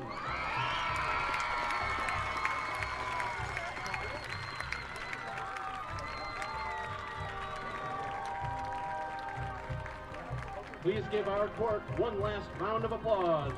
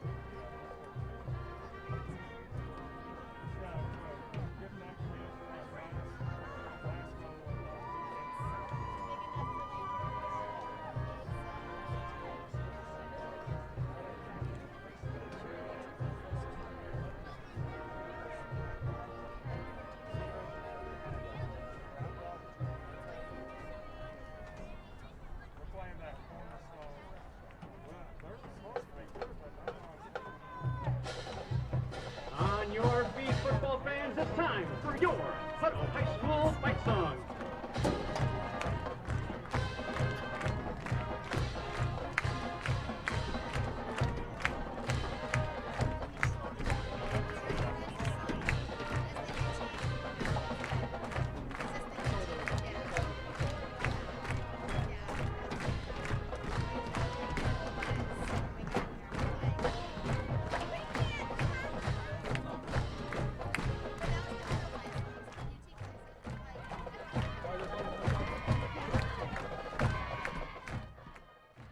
You can leave that. We're at halftime with the Hippos leading 13-0, and it's homecoming. Just announced the homecoming queen, Hippo Band, coming off the field. Well, last week before our game got postponed against Westwood, we had a little halftime video that we wanted to show you, and we're going to show you that this week. And what it is, it's our Assistant Superintendent, Henry Gideon, giving us a tour of the new library renovations for some of our elementary schools, specifically this one at Veterans Hill. So take a look at some of the new library renovations for our elementary schools in Hutto ISD. One of the exciting things going on in Hutto ISD right now is the remodel of 4 libraries in 4 different Hutto elementary schools. And we want to give you a little bit of a walking tour of one of the libraries. This is Veterans Hill Elementary, and here to guide us through our tour is Henry Gideon. He's our Assistant Superintendent of Operations. And Mr. Gideon, as we just kind of walk through here, let's just give us an overview of what we're doing, why that we decided to update 4 of the libraries, and just kind of give us a little tour of what's going on. Well, absolutely. Thank you, Todd. Well, welcome to Veterans Hill Elementary School. This is one of 4 of our legacy campuses in which we've gone in and we've done some renovation projects. Now, they're specifically tied to the means and methods of our modern instructional deliveries, and so a lot of what we're going to see is coming out of what we're hearing from our C&I colleagues as blended learning or flexible learning. And in years past, you may have heard of a concept called project-based learning. But for our taxpayers who've maybe not been in these buildings, we had a traditional library in this, primarily this particular space. As libraries have evolved over time, they've gone from these enclosed structures that are real quiet and you know, there's no noise, and for those of us that went to school in the 70s and 80s, we would remember those types of libraries, to now more of a vibrant multi-purpose space, including multimedia. It's not just about the books that are bound, but it's also about digital learning opportunities. So the design teams, which included teachers and students, we had several students on our committee, along with our curriculum department, set upon various charrettes to come up with ways that we could take space, rehabilitate the space, and then spill into other areas of the building in order to maximize the square footage that we have here. In some ways, it was also to bring a little equity. We have 2 brand new elementary schools, Howard Norman Elementary and Curley Elementary. And with some of those learning pods and those neighborhoods that they have in those concepts, we wanted to try to bring some of that to our older campuses. So in addition to renovations, one of the other things that the taxpayers have blessed us with is the opportunity to refresh all the furniture, as well as all the digital media, including AV equipment. So why don't we kind of walk through here, and like I said earlier, this initial shot that you see is what was the library. We removed the walls and we reimagined the space. What I like about our library today is instead of fixed furniture and fixed shelves, what you see today, next week could be completely changed because everything is mobile, everything is portable. You'll notice all around the room there is flexible seating, lots of comfortable ergonomic chairs, and places for students to gather. So as students are learning instruction in the class and are perhaps being sent to the library to break up into small groups or individual learning, there are lots of neat little niches for kids to gather. And as we know, play and imagination and being creative with one another stimulates learning, but also they come into some of these learning opportunities with purpose, depending on what the instruction is being provided. So in addition to flexible library shelving that's mobile and portable and flexible seatings, you'll also see throughout, as you go away from what was the original wall and corridors and it opens up into the school, other nicks and crannies and nooks for people to go and explore learning and social skills and maximize the space in many, many different ways. It's a little dim in here. We are about 99% done with all the projects. We're waiting on some long lead items, and that would include a lighting package that we have yet to do. This room behind me is an open concept room, but it will have a foldable partition that'll come across so that if a librarian or if a teacher wants to bring a class in for a specials, they can close it off, or they can open it up and allow it to be something where they can spill out. What's nice is the foldable partition is soundproof, so they can actually do testing in here if they needed to, or if they absolutely needed quiet space. And as we come into the other section of the library that's more of the periodicals, we also have opportunities for students in large groups to have reading platforms or presentation platforms where we might bring in special presenters, puppeteers. I know when I was a kid, the thing I always looked forward to at my old little elementary school in Conroe was a puppeteer would come, and we all brought a quarter from home to pay the puppeteer, and he would read stories to us. And so there's all kinds of neat, engaging things that are going to take place. The one piece of construction that was not expected to be complete is the courtyard. Every elementary school we have had courtyards, and we're revamping those courtyards and turning them into more outdoor instructional space. So as Todd takes you up here, you'll see some of the foundation that's going in. We're going to restore the reading center. There's going to be some landscaping, there's going to be some rainwater capture, there's going to be some science and art applications in this courtyard when it's all said and done. We'll have some shade sails. It's also adjacent to a renovated art area, so our art teacher, while she's got lots of extra lighting now, besides the lighting that we provide electrically, she'll actually be able to spill out into this courtyard and take the lessons in the classroom and go out if they're doing dry clay applications or want to go out and sketch on the sidewalk. It gives them a lot of opportunity. Each campus picked their own concepts and colors. There's a lot of science behind some of the seating, believe it or not. Some of the seating forces you to sit a certain way so that it maximizes oxygen. I'll show you an example of what I'm talking about when we walk into this corridor here. As educators have learned more about the neurosciences, and we know that children, the tradition of going to a classroom and sitting in fixed chairs and everybody facing forward, lined up like little toy soldiers, we've learned through the years that children learn differently and their body types are different, and there are some seats and stools that give the children different perspectives for learning. I like these because this is the stool I would have used because I couldn't sit stool in school. But what a lot of this seating does is it forces you to sit properly, which gets the oxygen in your body levels to maximize or be more efficient.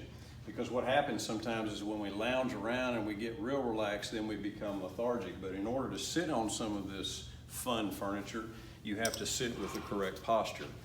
Now, kids don't care much about that, but it's a part of the design concept. This is a makerspace room, and it's again multi-purposed.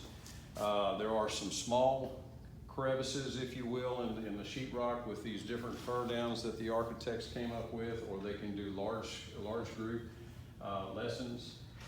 We see lots of opportunities for makerspace, which is also a nice trend in elementary instruction. And again, we just kind of went in and we took portions of the building and rehabbed it. Without hopefully affecting the utilization capacity of the campuses. And when it's all said and done, I think it modernizes all the elementary campuses to the level of what we have in the way of Curley Elementary.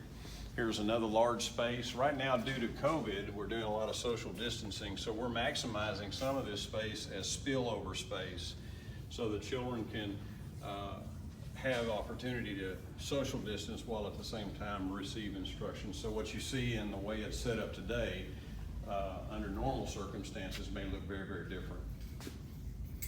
And again, lots of light, even though I've got a light package yet to be installed, natural lighting as well as what we call sensory lighting. It'll all be smart lighting. It'll adjust automatically based on the candle power that's needed at the time of the day. But I'm very excited about it.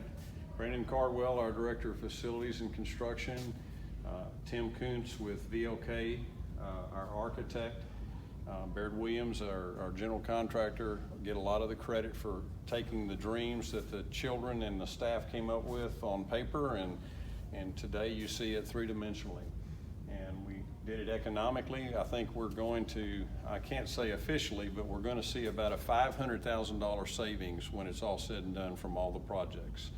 So we delivered it pretty much on time and under budget, and we'll be able to take those savings and put them back into bond expenditures. But I'm very proud of what we've done here. And the 4 elementary schools that received the renovation are this one, Veterans Hill, Nadine Johnson, Yes, sir. Ray Elementary, Yes, sir. and then Hutto Elementary. Right. Well, Hutto Elementary is getting a larger renovation. Cottonwood So it's- Creek. Yeah, Cottonwood, Got the old Nadine, library. Veterans Hill, and who did I just? Ray. And Ray. And then Hutto Elementary School, which we hope to show you in another video, is getting a 1.5-year-long modernization. But essentially, they're going to have the same thing, but it was the oldest elementary campus in our district, and it needed the most work.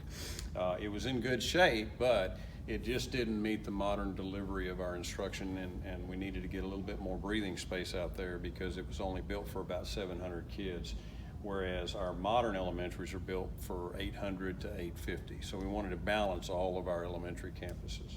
But again, some of these same open concepts, these learning pods, these places for kids to project-based learn or use the makerspace room or work in small groups, work with guided reading, whatever is needed. This gives the teachers and the principals a lot of flexibility. And we are obviously thankful for the citizens of Hutto who Absolutely. passed the bond resolutions to afford these renovations, and like you mentioned, Hutto Elementary, which we will we'll do another video on Hutto Elementary in a couple of weeks and show you what's going on there. But it's allowed us to really bring a lot of these I say older campuses, they're really not that old, No, but it's allowed, like you mentioned, equity and us to for everybody to basically have the same type setup and the same learning right. environments. It also creates multi-purpose space so that 3 or 4 years from now, if they want to change the design, the mobility's here. I like building multi-purpose space. All right. Well, Henry, thanks so much for Absolutely. the tour, and we will look forward to Hutto Elementary in a couple of weeks. And then also, I know we're also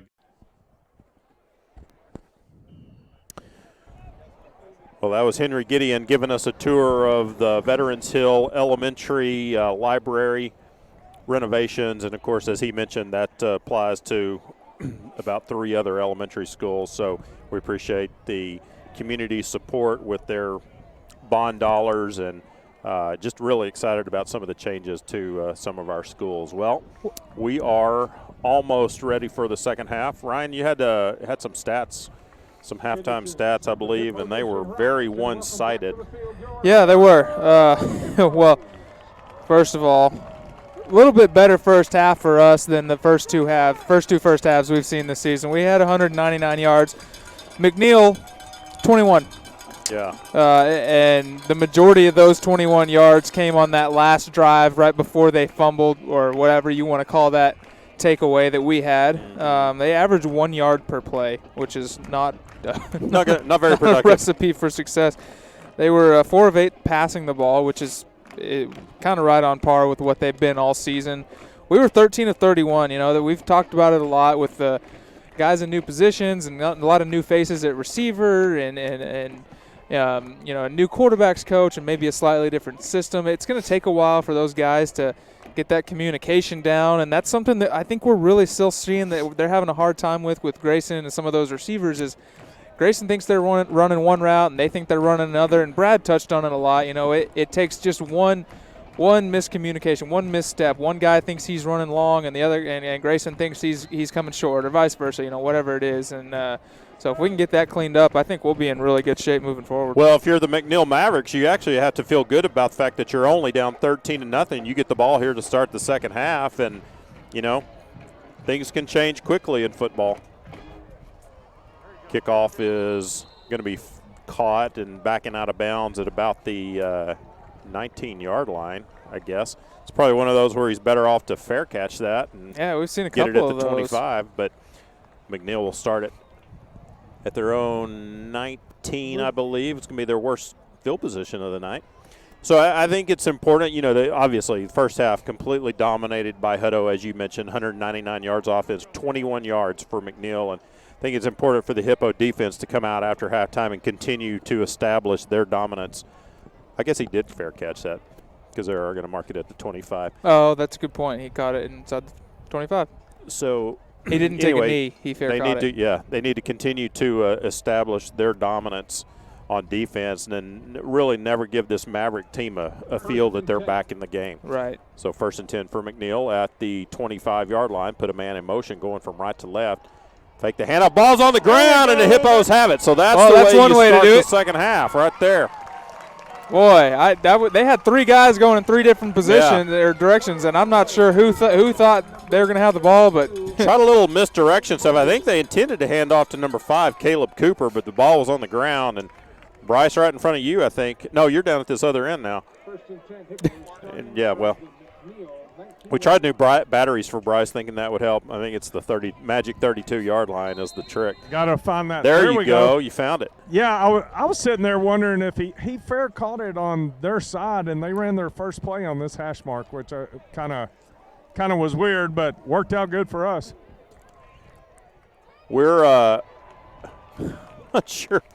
not sure what's going on behind you over here. There's some kind of little new turnover. Oh, we got trick. I think something on it's like a pony stick or something. See what you can find out on that. Look at that. Brody Bueno comes in at quarterback, fakes a handoff, and dodges a couple of Mavericks and end up falling forward for about a yard to the 18-yard line. Yeah, a couple of years ago it was the turnover, or last year I guess it was the turnover chicken, and no. I guess they're still going with the chicken, but instead of throwing the chicken into the stands, now it's the chicken on a stick. Yeah, Bryce, I see you going over there so you can get an up-close and personal look. Hey, make sure you sanitize before you touch that. Yeah, it's a little hippo. I'll take a picture. Okay. It's a little muscled up little hippo tape with athletic tape to a stick. See if we can, hang on, see if we can zoom in real quick down there while you're there.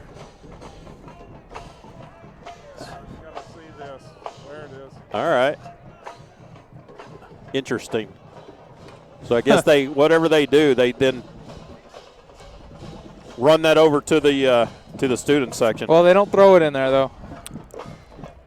So 2nd and 10, had an injury delay. Handoff goes to Kyron Miller, and he is going way, way the wrong way. Wow. Boy, that might have been one of the biggest losses I've ever seen in terms of a run.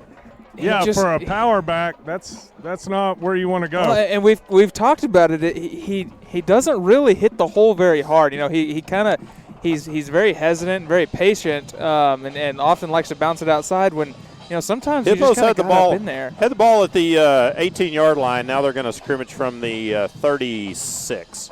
Lost 18 yards on that, and most of that was of his own doing. Well, kind of the same thing as we did in the first half, just not capitalizing on these red zone opportunities. So 3rd down and Pflugerville to go for the first. Grayson throws that one a little short.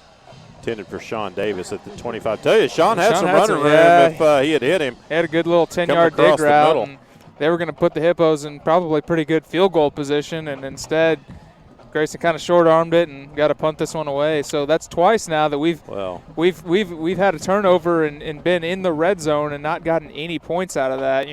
Right before the half and now. So, boy, that's something that you really got to be able to take advantage of, especially once we start playing a little bit tougher competition. Yeah, just an absolute, complete wasted opportunity right there. And you go back to that second down where there's a shank punt. Wow.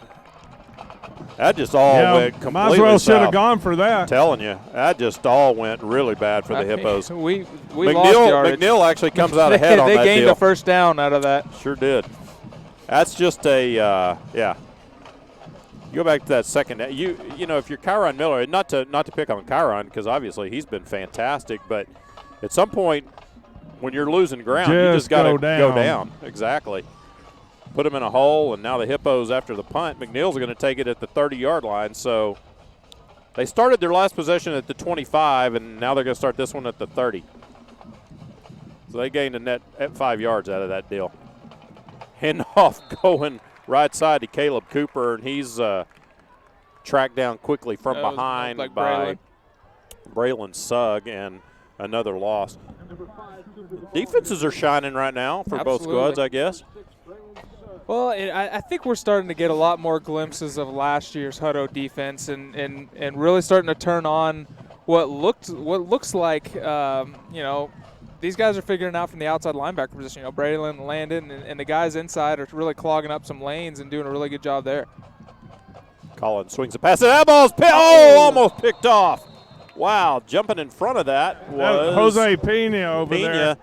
Boy, yeah, Jose Pena. He his hands. It was in his hands. He had such great coverage a couple of times last or 2 weeks ago against Waco, but just because he's shorter, he got some big receivers went over and took the ball from him, and that time he had a chance to take the ball from the McNeil receiver and just couldn't hang on to it. I think he was almost running with it before he got it. Well, I thought he almost caught it and then fumbled it.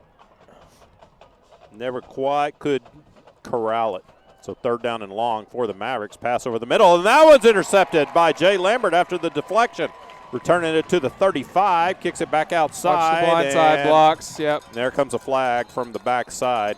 Every Run time. out of bounds at the 31. Yeah, it's almost like a punt or kick return. Well, and they're gonna get Braylon for that, and he was about 45 yards on the other side of the field. So yeah, not even a factor in the play. We're gonna get another flag on Braylon. I think after the play, he kind of put his hands up in number 5, Caleb Cooper's face after that. So I think the Hippos, instead of having the ball at the 30-yard line at Maverick end of the field, they're probably going to march about 30 more yards off against the Hippos. They're probably going to end up starting this one in their own end.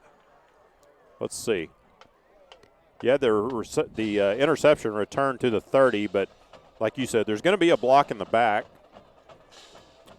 And then there's probably a personal foul or unsportsmanlike against the Hippos.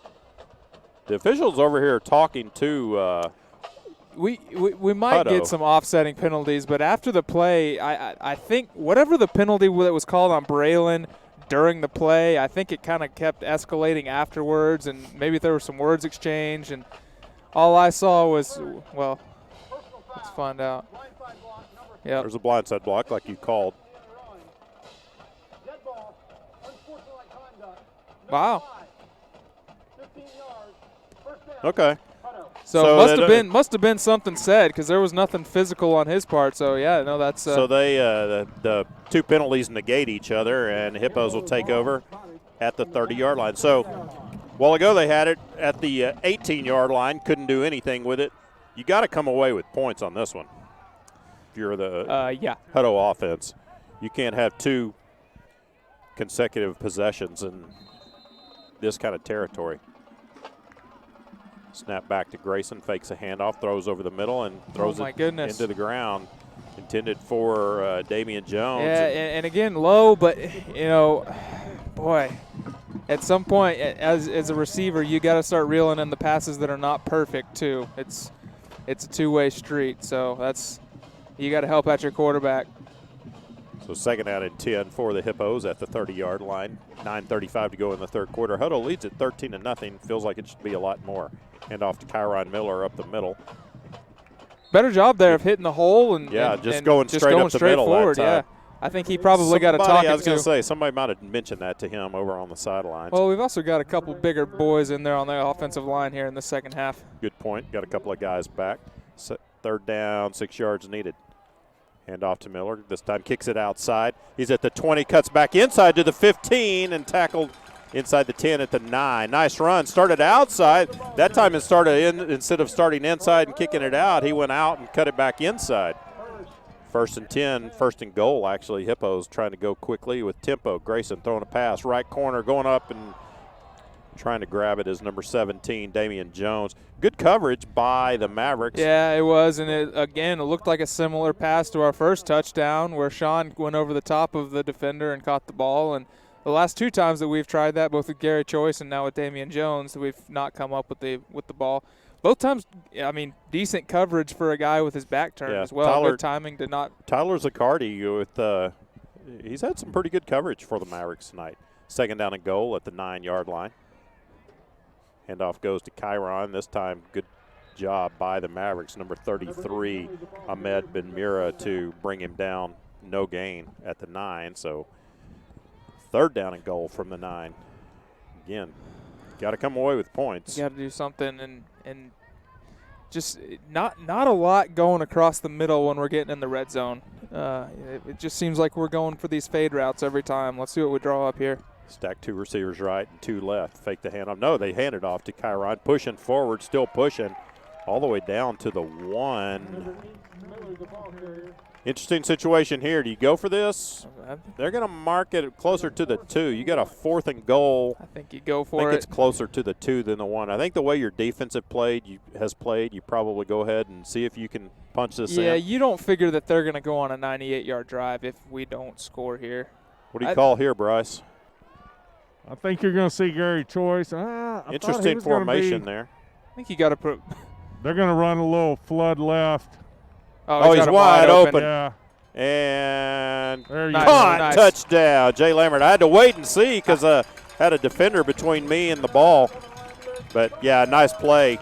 Rolling Grayson to the left. Jay Lambert kind of snuck out and got open in the front of the end zone. Grayson hits him for the touchdown, and Hippos do capitalize on that turnover by the Mavericks with 7:44 to go. Stretch their lead to 19-0 with Evan Gutierrez PAT to come. Well, and that's just such a hard play to stop, too. Sure. Snap back, hold down, kick is up, and it is good. 7:44 to go in the third quarter. It's now Hutto 20, McNeil 0. You're listening to Hutto Hippo Football on SHN Sports. A-Plus Federal Credit Union is a longtime supporter of Hutto ISD. Earn cash back and support Hippo Nation with the student-designed A-Plus FCU Hutto ISD Hippo Debit Card. When you use your Hippo Debit Card, you and Hutto ISD both earn up to 10 cents with every purchase. Hutto ISD has received over $71,000 in cash back from A-Plus FCU members since August 2016. Stop by the Hutto branch on Ed Schmidt Boulevard to get your card and start earning today. Membership required. Insured by NCUA.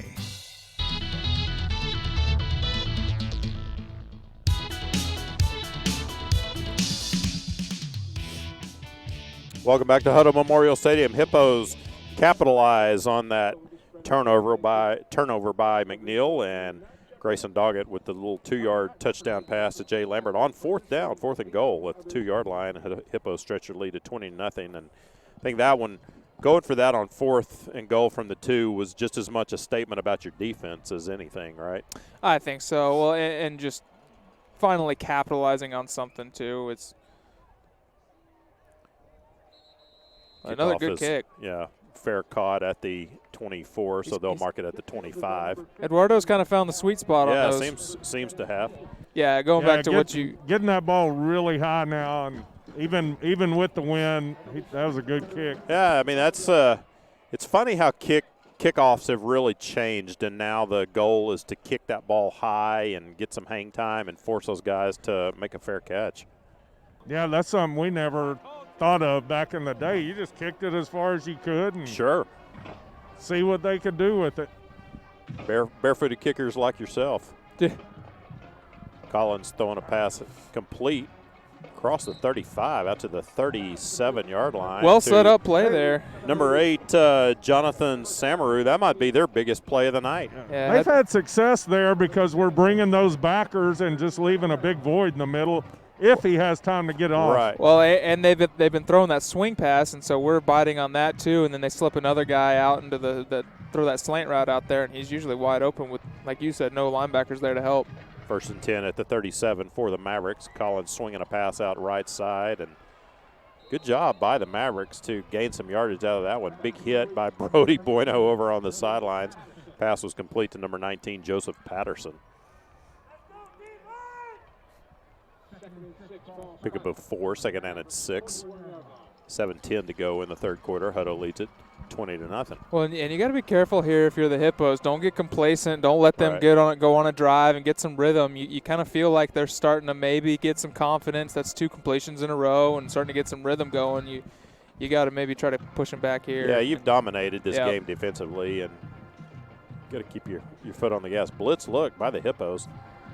There's that quick pass over the middle intended for number 19, Joseph Patterson. Good coverage by the Hippos. Well, and again, they ran that read option and then had the receiver cutting across the middle. But this time we had our safeties actually come down to defend that. Our linebackers were still kind of sucked up, but it just kind of brought everybody and they shifted up basically one unit. That's what I was going to say, Ryan. They brought those safeties down. They're going to throw it over us, so bring them in to fill that void. Well, that seems to be kind of about their only pass all night, is that little play action quick throw over the middle. Let's go, D. 3rd down, 6 yards needed. Heavy pressure coming from the backside. It's got a receiver over in the flat. Well Good played. coverage by the Hippos. Good job by number 22, Anthony Martinez. Really good job of tackling him in the open space. That's something that we saw such an issue with last week, especially in the first half, was those corners trying to tackle in the open space. And we've seen some situations this year where that one could have turned scary, but great job by Martinez to not only tackle him, but to stop him in his tracks shy of the first down. Right. Force a punt situation for the Mavericks.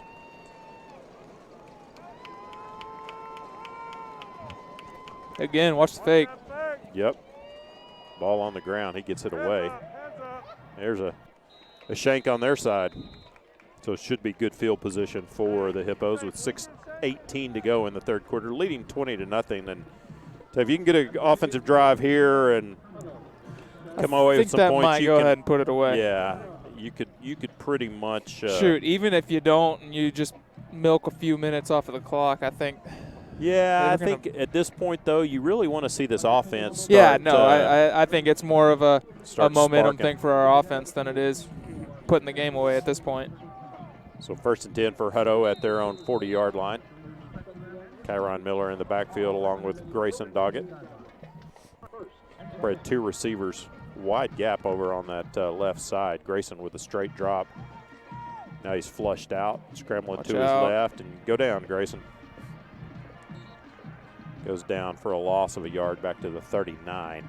Looked like they were wanting to set up a screen pass over here on the near side, and Mavericks have done a pretty good job of sniffing the screen. They have. Pass I was out. going to say they're a pretty savvy defense, and they seem to have a pretty good idea of what's going on at all times. It's just whether or not they can execute athletically.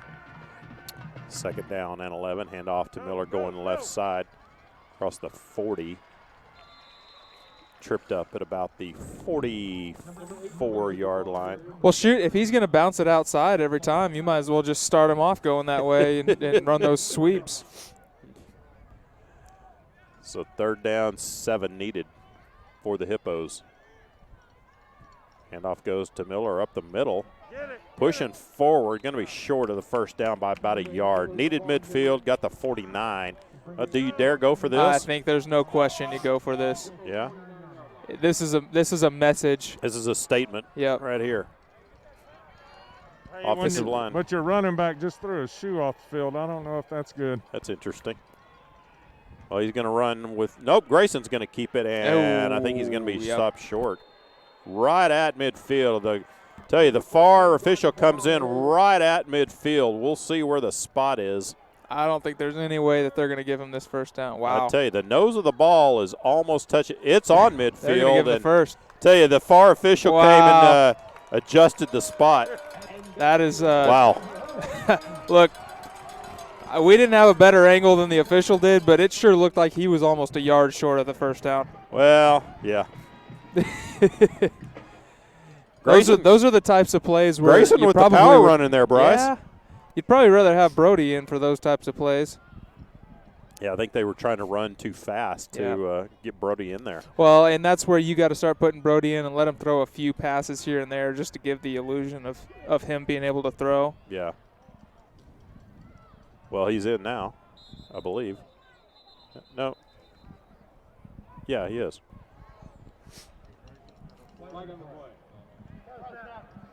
Yeah, I think we had a little blood issue with Grayson on that. Oh. Take a shot on that. Bloody nose? Kind of already milking a tight. Now you got a little blood. I'm trying to. Where's Mama Doggett? Is she up here? She's over here. Oh, there she is. He's fine. She's okay. He's okay as well. She's seen it enough, Bryce. She's seen worse. He's back. He's ready. Yeah, that was definitely a Brody play there. Uh-huh. Yeah. Well, Brody's going to be in for this play. First down and 15. There's a pass. Well, there's the pass, Brody, and again dropped. Going to be dropped. That was Carson Forrest. A little slant by Carson.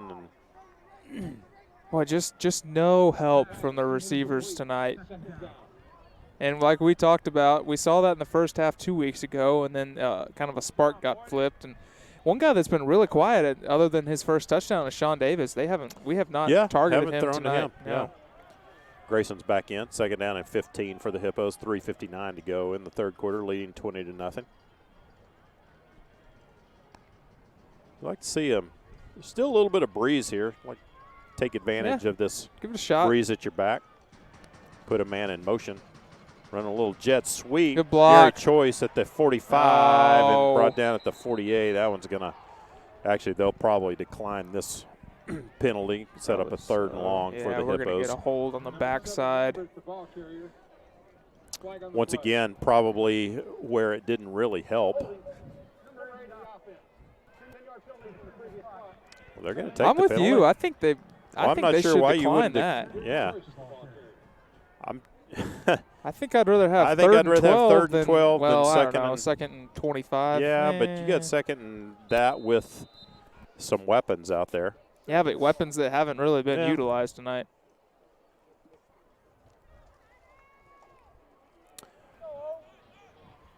So second down and a long way to go.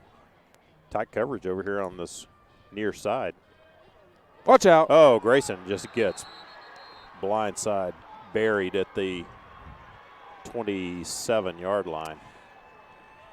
Yeah, Grayson's going to be kind of sore tomorrow. He is. That was a miscommunication between the lineman and the running back there, Kyron Miller. He was expecting them to shift to the right, and they shifted left, and so did he, and that just left a gaping hole for 23 KJ Duncan. Guess that's why you take that penalty, right? Yeah. Because now it's third down and 32. Well, and here comes a screen pass. Yeah, or just a handoff. Sure, we'll see tunnel something very, screen very coming. safe. Tunnel screen by the Hippos.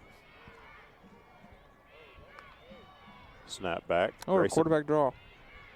Oh, I don't think I'd want my quarterback running there. After he's taken a couple of shots, I'm not sure I would want that. Hey, maybe the thought is that he's numb by this point from all the hits. What can one more do, I guess? But I'm with you. I don't think that. Bryce, I think that's the situation. Grayson's going to utilize that massage chair tomorrow, probably. Yeah, he's hurting right now. Yeah, he's taking some shots. Astros 7-4 now, top of the ninth. Ray's trying to come back on a Braves lead 2-0. That one could end. So, have a little delay here. Georgetown's come back on Maynard. Georgetown's now winning 27-26. Yeah, halfway through the third quarter. They were down 20. Let's see, who else do we have? Cedar Ridge blowing out Anderson. Vandergrift's kind of pulled away from Vista Ridge, 33-7 now. That was a close game. It was 12-7 at halftime, and they've scored 19 unanswered. 21 unanswered. Yeah, you know, most of the yep, most of the Statesman guys had a Vista Ridge picked on that one. Really? Yeah. That's interesting. Well, I mean, Vista Ridge offense with Kyle Brown, true. has been putting the points up. Put 42 on this McNeil team last week. All right, so after the it feels have at least 42, but yeah, it does. Brody Bueno going to punt for the Hippos. That was a bad offensive possession all the way around. There's another shank by Brody. Well, you know, a couple of weeks ago when Brody was struggling, we had who was it that came in and was punting for us? Jacob Randalls, I think. Is that who it was? Did a really good job. I think it was. I think if Brody had just catch the punt, well, he's got to quit doing the rugby instead style. of doing the little rugby thing. Yeah. Yeah, I don't like the rugby. That's not his deal. Now, I think Brody could be a good rugby player if he wanted to. He'd be a heck of a rugby player, yes. But just not just kick it in the middle of the field and go cover. Right. So Mavericks will take over 1st and 10 at their own 45-yard line. 2:26 to go in the third quarter. Hutto leading 20-0. Full backfield for the Mavericks here. I haven't seen that in a while. Nope. Now they switch out of it. Well, they had a Wildcat going. Yeah. They had Caleb Cooper in at quarterback. Now they switch back to a more traditional spread offense. There's a high pass picked off on a deflection by the Hippos. Returned to the 35 and down to the 30-yard line. And that was Landon. Who was? Oh, Landon gets the interception. Yeah, you know, that was one of those where he was standing behind the receiver, and actually Jackson Collin had his man open, and it just tipped off the top of his hands. And you see that so often where it tips off of your receiver's hands and right into the hands of the DB, or in this case, the outside linebacker. Well, yeah, 21 looked like a receiver. He there. did, didn't he? He hadn't caught a ball offensively yet tonight, so he picked one off defensively. McNeil's possessions have gone fumble, interception, punt, interception. Not very productive. Hippos 1st and 10 at 28-yard line, trying to set up a screen, and that one's just blown up. Tell you what, Number 20, Tyler Zaccardi, has kind of read that all night. Well, and that's the first time that Damien's actually caught a ball tonight. They've all been either overthrown or just low enough for him to not catch it. I think he's wishing he would have dropped that one as well. So 2nd down and 12 for the Hippos after the loss, back to the 30. Once again, you got to come away with points after you get a turnover like that and you start at their 28-yard line. Blitz look coming from the back. He's got a man wide open. It's Jay Lambert going to walk into the end zone. Touchdown. Tell you what, Grayson had a blitzer coming straight at his face. He stood in there and let that ball fly just in time, and Jay Lambert was wide open. Grayson hit him, and Jay walked into the end zone for the Hutto touchdown with 1:37 to go in the third quarter. Yeah, that's a good check off there by Grayson, and a good find and a good catch. You know, you see so many times where these guys are wide open, they just the eyes get so big, and good job there by to focus the Doggett to Lambert connection strikes for the 2nd time in a row. Evan Gutierrez on. Slow snap. Hold down. Kick up. Good. 1:37 to go in the third quarter. It's now Hutto 27 and McNeil nothing. You're listening to Hutto Hippo Football on SHN Sports. ACDI, Al Clausen Disposal, supports the Hippo Nation. ACDI is a locally owned family company that specializes in solid waste services, including residential, recycling, commercial, and roll-off. Al Clausen Disposal has grown into a top 100 ranked corporation. Their mission is simple. They're committed to providing safe, reliable, and environmentally sound waste solutions at cost-effective rates while embracing new ideas to reduce the carbon footprint. Al Clausen Disposal, your local choice for all your collection and disposal needs. ACDI says go Hippos!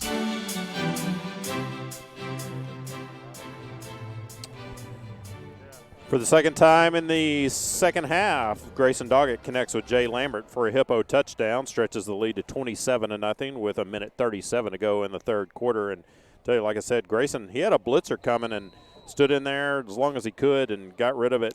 And Jay had snuck behind the defenders and was able to just Yeah, take that one untouched. I've been into the very end zone. impressed with Grayson's poise when he's under pressure and guys are bearing down on him. He stays in there and he'll take the hit. There's that high pooch kick. This time not fair caught by the Mavericks. Going to return it across the 35. A little bit of running room across the 40. Ball on the ground. The Hippos think that they have it. Let's see. I think it's Hutto ball. Yep. Waiting for a signal from the officials. Boy, I think he's going to say that it must have been down. It's the strong official that made the call, too. Interesting. Well, nice return. I don't by think McNeil. anybody else on the field thought he was down except for the official that called him down. But I guess that's all that matters, right? That's all that matters right now. So McNeil will have good field position starting at their own 47. Time for defense, Sean, again. Yeah, they've been doing it all second half. 3 turnovers already. Snap back to Collins, looking to swing a pass out of the backfield. He does. Midfield, 45, pushed out of bounds. Number 15, Mark Hankey on the reception. A lot of running room there. I was going to say, one of the more positive offensive plays for the Mavericks tonight. Move it inside the 45 to the 43. I'm trying to think how deep, what's the deepest they've been in Hutto territory I think tonight. About right here is where we took the ball from them right before halftime. They might have been a little bit, maybe at the 40. Bryce, were they ever inside the 40 that you can remember? Not that I remember. I was trying to think if they were on our side, but yeah, when we took the fumble away. Right. Collins, heavy pressure, swinging a pass right We're going to get roughing the passer against Braylon. Well played by Brody and his friends, but yeah, Braylon Sugg had pressure on Collins, and I think he's going to get a roughing the passer call.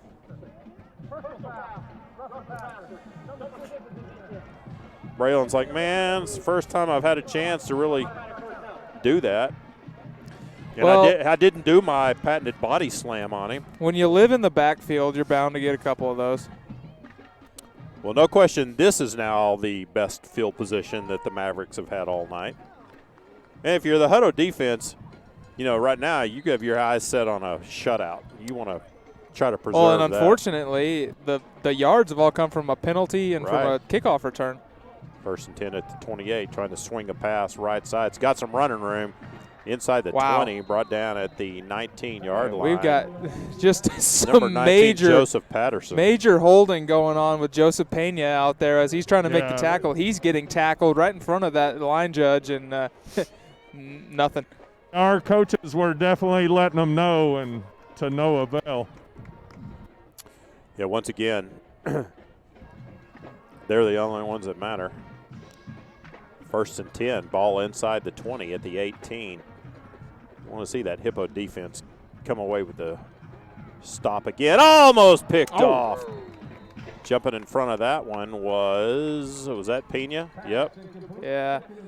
Boy, that was strange. That I think it bounced off his helmet and actually almost came back and hit Junior Torres right in the stomach, and Junior almost got a pick out of that. But instead, 2nd and 10. Pena would have gotten an assist. I guess so. 2nd down and 10, ball at the 18-yard line. 41 seconds to go in the 3rd quarter. Collins, 2 men in the backfield, puts one of those in motion. Looking to swing a pass out again. He does, across the 15, trying to cut it back inside at the 10, and then slung down at about the 12 by Landon Watson. Don't know why we don't have anybody go with that swing, man. Yeah, I mean, that's all night long they've thrown it to him. Well, and then as soon as we adjust, that's typically when they've been coming back over the top with that slant route. And, obviously haven't had a ton of success, but the success they have had has been coming from that. So 3rd down, 4 yards needed. Clock ticking inside of 5 yards. See if they get this snap off before the quarter ends.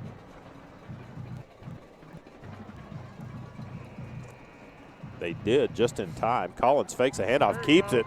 He's stuck at the 14-yard line. Dietrich Williams. Well, Dietrich Williams is glad to be back in the game. Yeah, no, he's got some lost ground to make up for. Sitting out the first half. So that is going to be the last play of the third quarter. When we start the fourth quarter, the McNeil Mavericks are going to have a 4th down and about 4 yards needed to try to get the first. And the Hippo defense is going to try to preserve the shutout. At least we they'll played have 3. Go ahead. Field goal now. Oh, you think they'll kick it? Oh, I don't know, but They they'll have the might, just win to try do so. We played 3, and it's Hutto 27. McNeil nothing. You're listening to Hutto Hippo football on SHN Sports. Hutto Family Eye Care has partnered with Hutto ISD for almost 10 years. Hutto Family Eye Care has been the leader and preferred provider of quality vision care products and personalized service to patients in Hutto. Their doctors use only the most advanced, state-of-the-art technology and eye care products available. Give your vision the level of care and attention it deserves. Hutto Family Eye Care on Exchange Boulevard, across the street from the post office.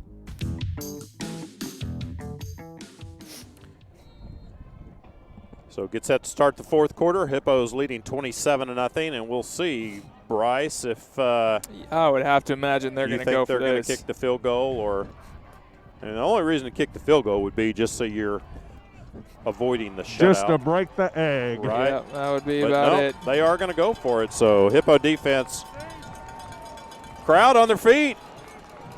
Wanting to inspire that Hippo defense that has had such a great game. Collins working under center, which is very interesting. And Bobbles a snap fumbled and the snap. going to have to fall on it, and that's why. Kind of You don't- like us going under Yeah, center. I was about to say, that's almost why you don't go under center anymore, because all these quarterbacks are so used to taking a shotgun that when they do go up and go under center, it almost always ends in disaster. So ball goes over on downs to the Hippos, and Well, and it's one thing to practice it, getting those snaps from under center, but it's a different thing when you're doing it in a real live game, and Right. that center knows that he's about to get hit in the face as soon as he snaps the ball, and the quarterback's got to try to power forward, and there's just so much more going on than when you're just on the sidelines practicing and those snaps. when it's typically being done, it's a high pressure situation, Right, with, right. bunched up, and you got a lot of pressure in your face.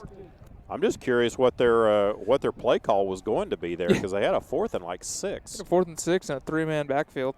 Yeah, going under center. It wasn't like they had 4th and a yard. I tell you, one Second down. nice will be when I understand J.J. Banks should be back, next couple of weeks. Yeah. And that kind of gives us that thunder lightning I was in the gonna backfield. Say, that's a difference maker. Second down and 10 for the Hippos. Ball at their own 14. Certainly the worst starting field position for the Hippos all night long. Handoff goes to Miller, coming left side, and penetration by that McNeil Maverick defenders, tackling for a loss. That doesn't happen often. 3rd and 13. Yeah, I couldn't quite find that edge there, and there hadn't seemed to be a whole lot of blocking by our receivers tonight. It's everything has been bounced outside, and when he's bouncing outside, he's not finding a lot of extra room from those receivers blocking. Like we've talked about, that's been something in the past that we've really relied on, is those good blocks out on the outside, and we got to get that cleaned up. Yep, 3rd down and 13 needed for the Hippos. Maybe a screen pass right here. Snap back, not going to throw it deep. Left sideline intended for Sean Davis, and pretty good coverage by the Mavericks. Tell you what, Grayson almost dropped that right in between 2 defenders. It's a pretty good pass by Grayson. I think he did drop it in. The defender was looking right at Sean Davis, and as soon as he caught it, he punched it right out. So, yeah, that was a pinpoint pass there by Grayson, and I guess kind of the only thing you can do in that situation when it's 4th and 13. Well, Brody going to punt, standing in his own end zone right now. So again, the Hippo defense is going to get put to the test.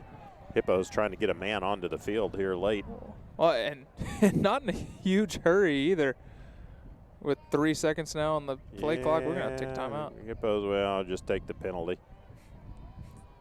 Going to be a delay of game penalty. Yeah, they gave them an extra 3 or so seconds before they ever even threw the flag. They did, and if you're running onto the field as the 11th guy and everybody's waiting on you, that he was just at a nice brisk jog. There wasn't a lot of sense of urgency, and No. not a lot of sense of urgency from our coaches either, which was kind of surprising to see.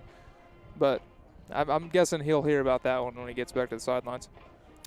So now Brody will stand deep in his own end zone. Return man for the Mavericks standing at the 40-yard line. It's like a little knuckleball kick and a bouncing right out at the 40-yard line. Not a bad punt for Brody in the end zone. Better than the what he has done with the rugby style kicks. Yeah, for sure. exactly, because he stood and punted it normal. That was a knuckleball. Oh, into the wind with that's a net 35-yard punt. That's pretty good.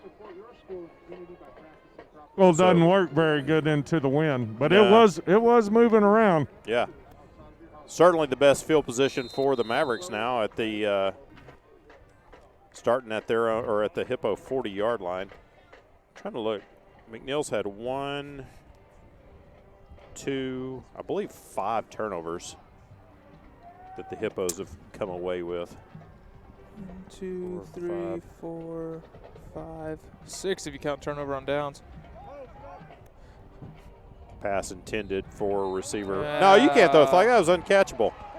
That's a terrible call. I think they're going to reverse it. Not only was it uncatchable, Yeah, now he yeah. changes it, but even then, Well, I'm not sure you have an interference. I think it was. He kind of, that was Anthony Martinez on the coverage, and he kind of came in late and tried to almost box him out. And you can't just impede the path like that. But you're right, it was uncatchable. So a moot point.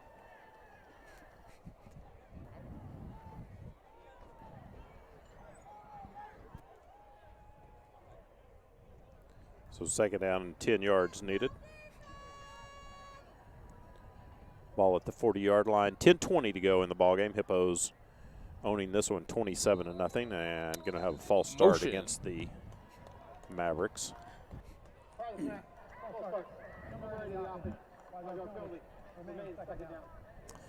I'll tell you, defensive coordinator Adam Harvey's got to be feeling good about how his defense has played tonight. Well, yeah, and especially after the first 3 halves of the season, we weren't playing with a lot of confidence. And boy, the second 3 halves of the season have been a lot better than the first 3 halves.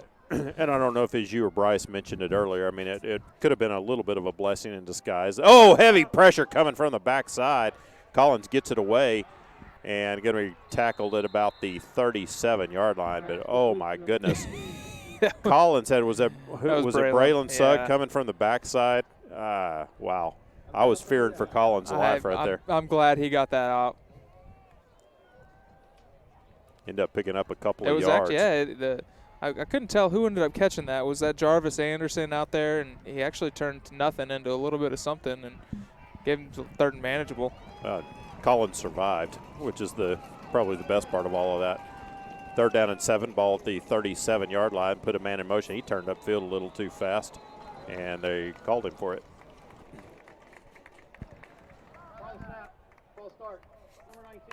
Braylon had a good shot at the quarterback that last play, and I felt so bad for him. I was giving him a heads up. I was just that's what we were saying. We said the most positive thing about that last play was that the quarterback survived. That he got up.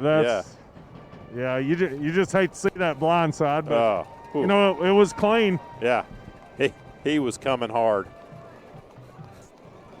So 3rd down and 12 now. Fans into this one. They like what the Hippo defense is doing. Deep pass down that left side is knocked away. Wow. Oh! Wow. We're going to get a flag. That looked like fantastic Jose Pena, coverage by but Pena. my goodness, I'm with you. That's textbook. That's what you should. My goodness. Unless, he might have had him held down low that we couldn't see. Bryce, did you see something there that we couldn't see from your angle? He had his head turned. He played the ball. He was running with him. That was tough. Poor Jose Pena can't buy a break because he has played so well defensively with his coverages, but he was just size-wise against Waco. He was giving up some inches, and he, despite having good coverage tonight, just like that player right there. Wow, just his coverage is good. So 1st and 10 after the interference call against the Hippos. Empty backfield for Collins, swings a pass intended for number 19, Joseph Patterson, falls to the ground incomplete. Number 19, Patterson, incomplete. Second down. So 2nd down and 10. I think this crowd wanting to see the Hippos pitch the shutout. Yeah, I think Collins there knew Landon Watson was coming from the back, just like he had Braylon from the other side a while ago. Can you imagine being a quarterback out there and you got Braylon one side and Landon on another and like, whoa. And you know they're coming free. Right? Handoff up the middle going nowhere. Good job by the Hippo defense. Zane Bolding in to help stop the runner, loss of a yard. Zane Bolding's had he's had a great game tonight. He has. He's had a very quiet, good game. I was going to say, he's had kind of one of those quiet games that we haven't necessarily called his name a lot, but he's been in on lots of plays. Like they say, he's been making the plays. He just hadn't been getting his name called. That's forcing my the plays fault. to the other guys. 3rd down and 11 for the Mavericks. Empty backfield now, putting the man in motion. Pass down the left side, just overthrowing his intended receiver. And going to be another 4th down situation. Well, yeah, I think we talked about it earlier. Getting this game in before we see somebody like a Westwood or Vista Ridge is just it's a confidence booster. Yeah, and our secondary has grown up a lot last 2 games. That first week against College Station, they kind of they got hurt and they've learned a lot from it. So 4th down and 11, Hippos jump off sides. It's going to be a free play for the Mavericks. Gets the pass away. It's intercepted, but it's not going to. And there's Zane Bolding. Yeah. Zane's going to have his INT taken away because of an offsides. Well, I tell you, Zane Bolding a couple years ago, when we started playing 7-on-7, I was like, look up after a 7-on-7 game, and this kid's got 2 or 3 interceptions. I'm like, who is this kid? Just a ball. Because you look at him, he's not the best looking athlete on the field.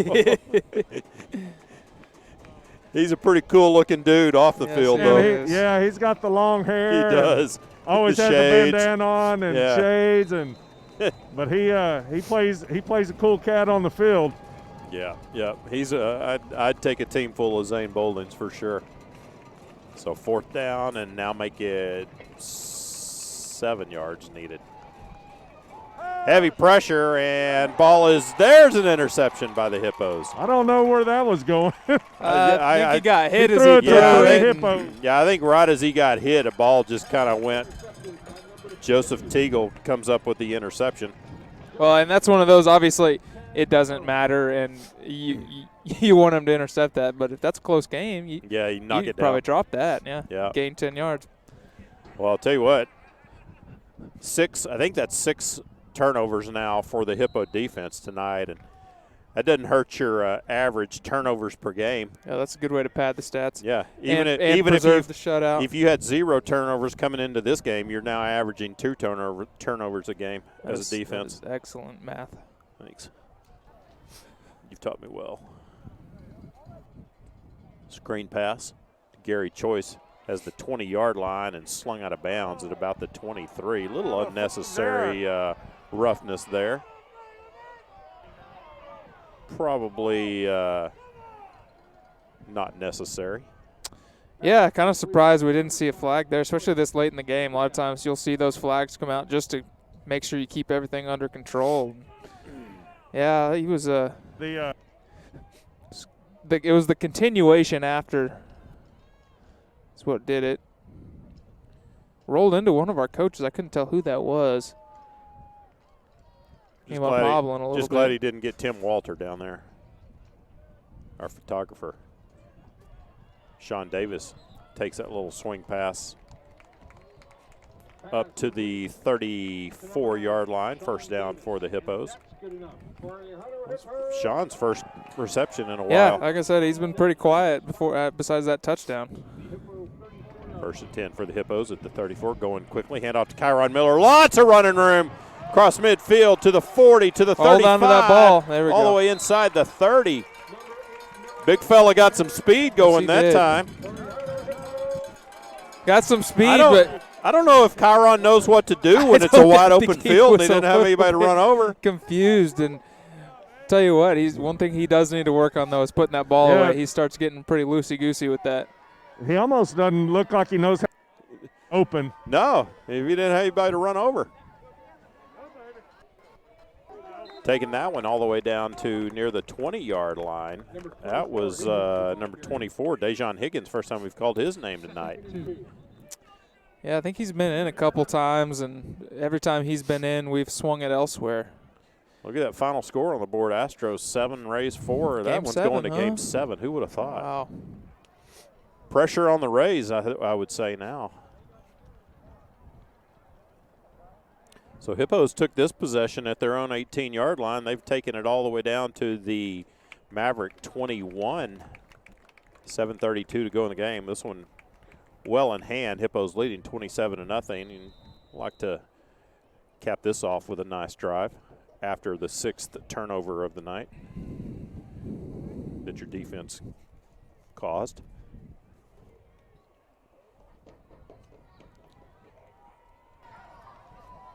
Two receivers right, Chiron Miller in the backfield with Doggett. Now Grayson's going to look left.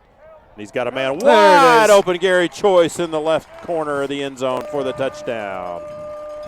Good job by Grayson.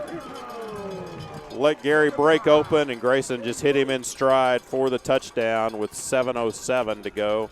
Well, and that one looked really similar to the one that he threw just a few minutes earlier down there to Jay Lambert in the other end zone. You know, he kind of faked that swing route and then just had him breaking wide open, and good job by Grayson to put it in. And, again, good job by Gary to catch the wide open pass. That sounds sounds obvious, but so many times those guys get such big eyes and they end up dropping it. Evan Gutierrez on to attempt the extra point with 7:07 to go in the ball game. Snap back, high snap. Going to get away from the Hippos. Kind of a little fire drill there. They're able to on the cake. Brody the pass for Zane to Brody. So the Hippos come away with a 2-point conversion after that one, after the low snap. And that'll stretch the lead to 35-0 with 7:07 to go in the ball game. 7:07 to go. It's Hutto 35 now, and the McNeil Mavericks 0. You're listening to Hutto Hippo Football on Hippo Sports and SHN Sports. The Hutto Family YMCA, proud to partner with Hutto ISD. The Hutto Family YMCA is a center for fitness, family, and community. They provide Hutto residents with a state-of-the-art facility for programs and events that focus on youth development, healthy living, and social responsibility. The YMCA works with Hutto ISD to provide an after-school program and other events such as Friday Night Live for middle school students. Check out the Hutto Y or call 512-846-2360. The Hutto Family YMCA, strength from within.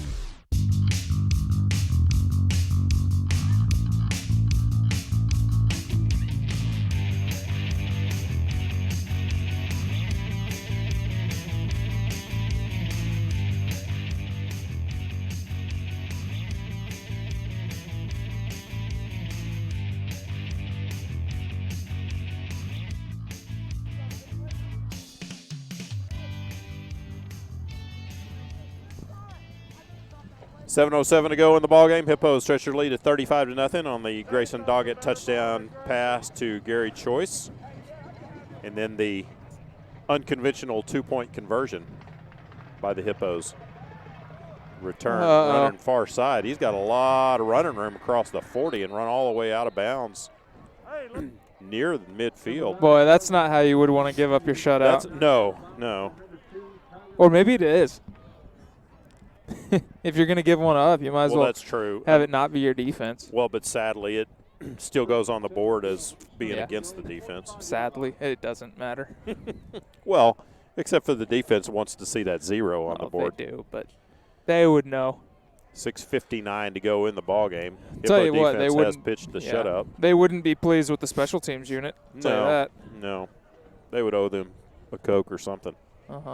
Empty backfield for Collins, trying to swing that pass right side across midfield down to the 48-yard line. Well, you know, this is the point of the game that normally you would see backups. Let's see, do we have Yeah, we do have we few. actually do have D'Angelo Anderson's backups, down yeah. here playing corner on this in the short side, and I can't tell. Is that looks like Elijah Flitton is playing safety. It's one of those now, as a coach is probably hard because you obviously want the shutout, but you also need guys to get some reps. There's a pass complete down to the 30-yard line, inside the 30 to the 29. Number 19, Joseph Patterson on the reception for the Mavericks. Well, and as one of the guys in the first unit, you're probably you're wanting to be out there and preserve the shutout, like you said. But you're also happy to watch some of your buddies get out there and get some playing time, and you're just hoping that they can keep going what you did all game. Collins rolling to his left, swinging a pass. Oh, in and out of the hands of number 5, Caleb Cooper. And tell you, Mavericks are lucky the Hippos didn't come out with another turnover right there. Yes, they are. They've tried that. He kind of stands there, looks one way, and then reverse pivots out. And they tried it a couple times tonight, and well, that takes a lot of time. It does, and a couple of the Hippo interceptions tonight have been off of deflections, and that one was I darn think near all but another one actually have been off of deflections. Second down and 10. Here you go. Handoff, quite a bit of running room across the 25 to the 20, get a but hold. going to That have a one's coming flag back, that's going to bring that one back.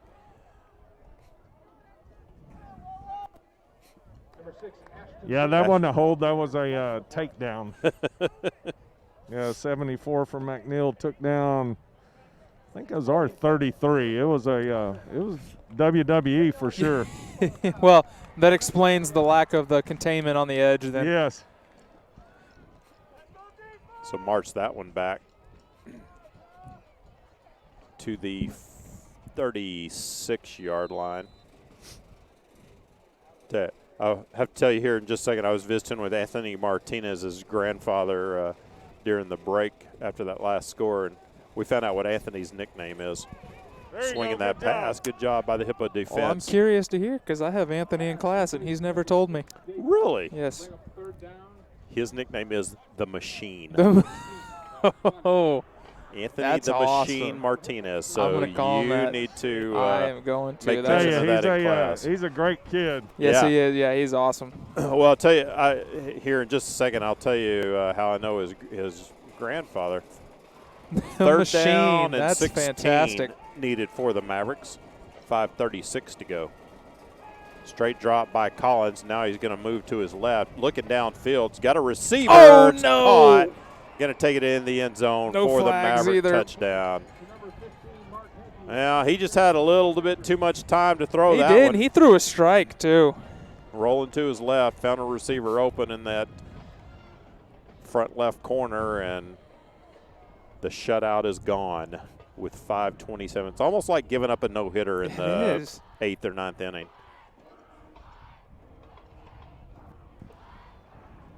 Yeah, it's like you feel almost defeated, right? It's like it's like you're up 35-7 the fourth quarter, and you feel like you just lost something. snap back, hold down, kick up, good for the Mavericks. 5:27 to go in the ball game. It's now Hutto 35, McNeil 7.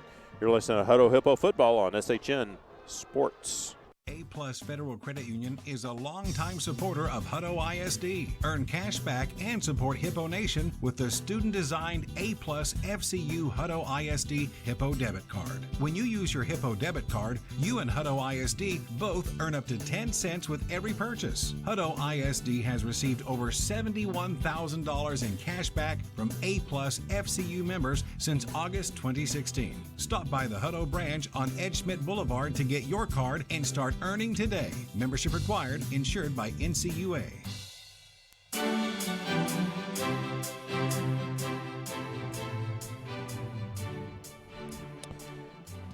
Well, the McNeil Mavericks are able to break up the Hippo shutout with 5:27 to go in the ball game. Hutto leads at 35-7, and a nice pass by quarterback It really was. Jackson Collins.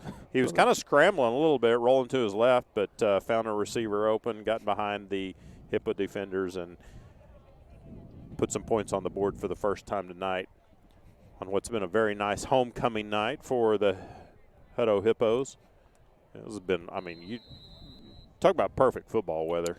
Absolutely. Pretty much crisp been it. and Yes. Kickoff fielded by, I didn't see a fair catch symbol. I'm wondering if maybe one somebody of the else up- fair one of caught the it up on guys? his behalf. Bryce, did you see somebody signal fair catch?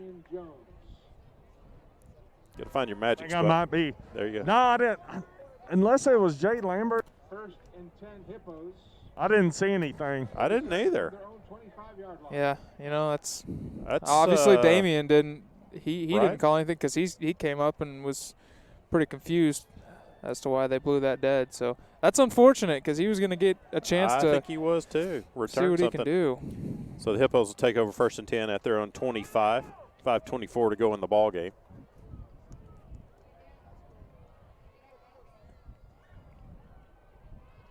Got a new quarterback in for Hutto. That's Carson Forrest. Carson yeah. Forrest. I didn't realize Carson was played I think quarterback. I think he was a QB last year and Really? pretty good. So I'm curious why they wouldn't give Brody some work at QB unless they just want to be sure, not risk any injuries. I think his hand's still bothering him Oh, some, is it? and yeah, so Okay. probably just let's mend up some. Yeah. Second down and 7 for Hutto.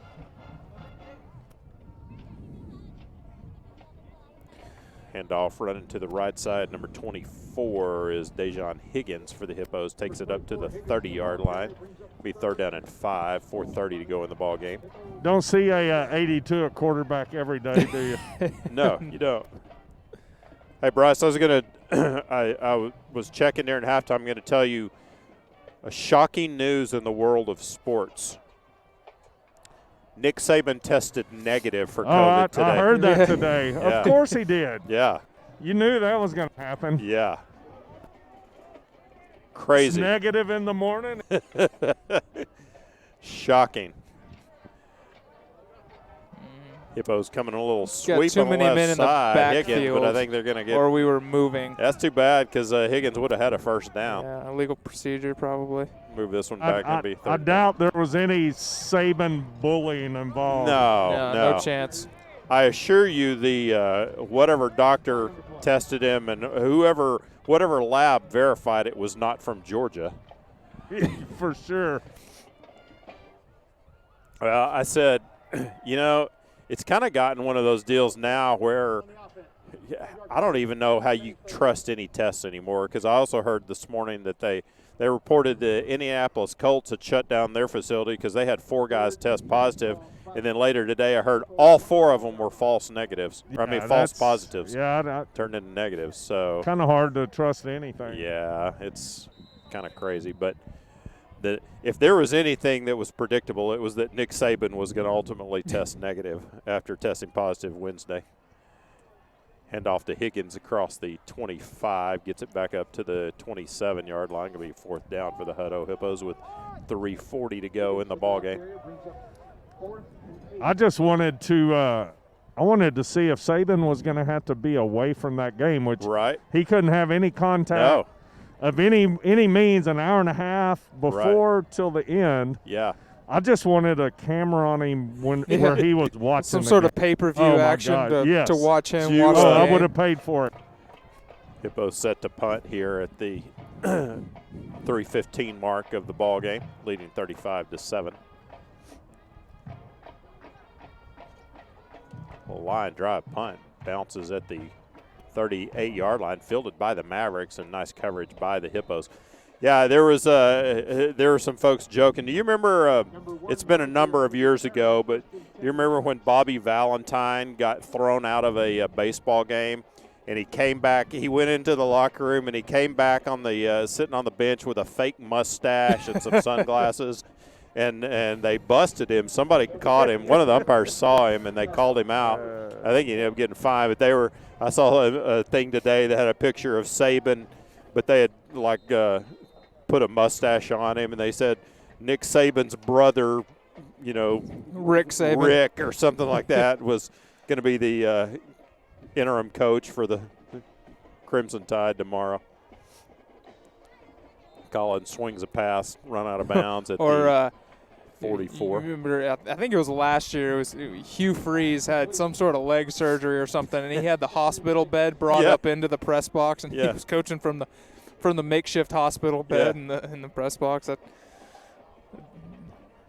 They would have figured something out. I was telling Bryce before the game, there was a few weeks ago a high school coach, it wasn't in Texas, but somewhere in the country that tested positive and couldn't be within the confines of the stadium, so he got a scissor lift and set it up right outside the gates and called the game from the scissor lift. That's hilarious. Swing pass to number 6, Ashton Davis. Tackled at the 45-yard line, 3rd down and 4 yards needed. Selfishly, by I'd like for them Mavericks. to get a first down and then take a knee. It's getting chilly. It's not warm up here. Our new outside radio box it's pretty cool, but it's really cool. It's also cool. Getting a little chilly down here. Yeah. Oh, heavy pressure coming. Oh my goodness. Collins is really hit hard by who got him coming on the backside there. Yeah, Jalen but he helped Parkinson. him up. Jalen Parkinson. Yeah. Yeah, looking at scores, Liberty Hill in with that, Austin ISD district. They won 80. Wait, 80 to what? 86 zip. What? Oh my Yeah. goodness. Who were they playing? Austin Travis. Oh my Yikes. goodness. They are going to run away with that district. Well, last week Wimberley beat that Maynard New Tech 88-0. Oh my gosh. And Maynard. And they surely had a Wimberley's running in clock in the with- second half. Wimberley's in with Maynard New Tech and 2 of those Austin, like Eastside Memorial and That's just Navarro. not even fair. Yeah, it's How does that help Wimberley? they wanted when it out comes, of that, and UIL wouldn't let them. Yeah, it's like, how does that help Wimberley when it comes playoff time, too? They've not really been challenged. Swinging a pass again out of the backfield. Great job by the Hippos. That was number 12, very well played. D'Angelo Anderson, I think. Yeah, and I think I was going to say his brother. I think his brother was also out there, number 30. Theo Anderson. Theo and D'Angelo. Inside of a minute. 3rd down and 10 to go for the Hippos. So what's your prediction on that Alabama-Georgia game, Bryce? Collins pressured from behind. There you go. Brought down. With Saban or Well, and I wonder, I don't know how much that really was going to matter. Sarkisian was going to be calling the game for him, But they even had if the he's game, out. and Saban's not a coordinator, so he's not, according to Vegas, he's only worth like 2 points. That I just it's hard to. And it'd be hard not to go Bama. I know. Georgia's looked really good so far, though. Yeah, their defense, their run game, that's going to be a good one. 4th down, handoff, and stop short, and let that clock go on down. There's 4 seconds. Got to keep that clock going right? There was 45 seconds when he was tackled, and I thought they were going to wait the 5 seconds to go ahead and start the 40-second play clock, and they started it with 42 seconds. Clearly the guy running the clock is inside the press box and not standing outside where it's gotten chilly. Hey, games would go a lot faster if they would make the clock operators stand out in the elements. It's a good point. You're onto something there. So Hippos will come out, take a knee, and this one will be history, and the Hippos will be 1-0 as a 6A football team in district play. Hippos have never lost a district football game as a 6A team. That's an unbelievable run. Yep. Pretty amazing. Be right back here, Hutto Memorial Stadium next Friday night. The Hippos will take on Round Rock in our annual Pink Out game. And got to get set here so that you can take a knee. Knee down and Clock will tick off, and homecoming 2020 has been a very positive thing for the Hippos as they win this one 35-7. Really controlled this game the entire time, and good to see some offensive production there in the second half. Took advantage of the turnovers that the Mavericks provided and the Hippo defense created. And I think all around you walk away from this one feeling like you did what you were supposed to do, and you did it well, I guess, is the kind of one of the things. You know, second half or first half was a little sloppy. You were up 13-0 at halftime, and you were looking at it going, wow, this should be, 27 to nothing. But second half, they came out and Hippos just took care of business. Defense was solid the entire game. We'll see what the final stats were.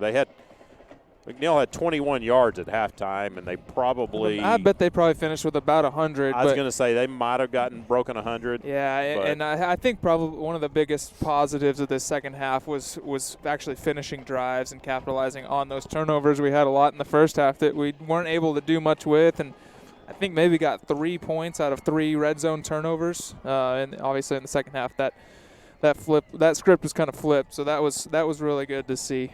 Well, you had some great connections by Grayson to some receivers for some touchdowns there. I think Grayson ended up with, 4, 5 touchdown passes? 1, 2, Was 3, every one of our scores 4, a pass? 4 passing touchdowns. Did we have a running touchdown? We had 2 field goals. Oh, that's right. Thank you. Yeah, so 4 touchdown passes by Grayson Doggett. Good night for him. Took some big hits, but like I said, Grayson's gonna need that massage chair tomorrow.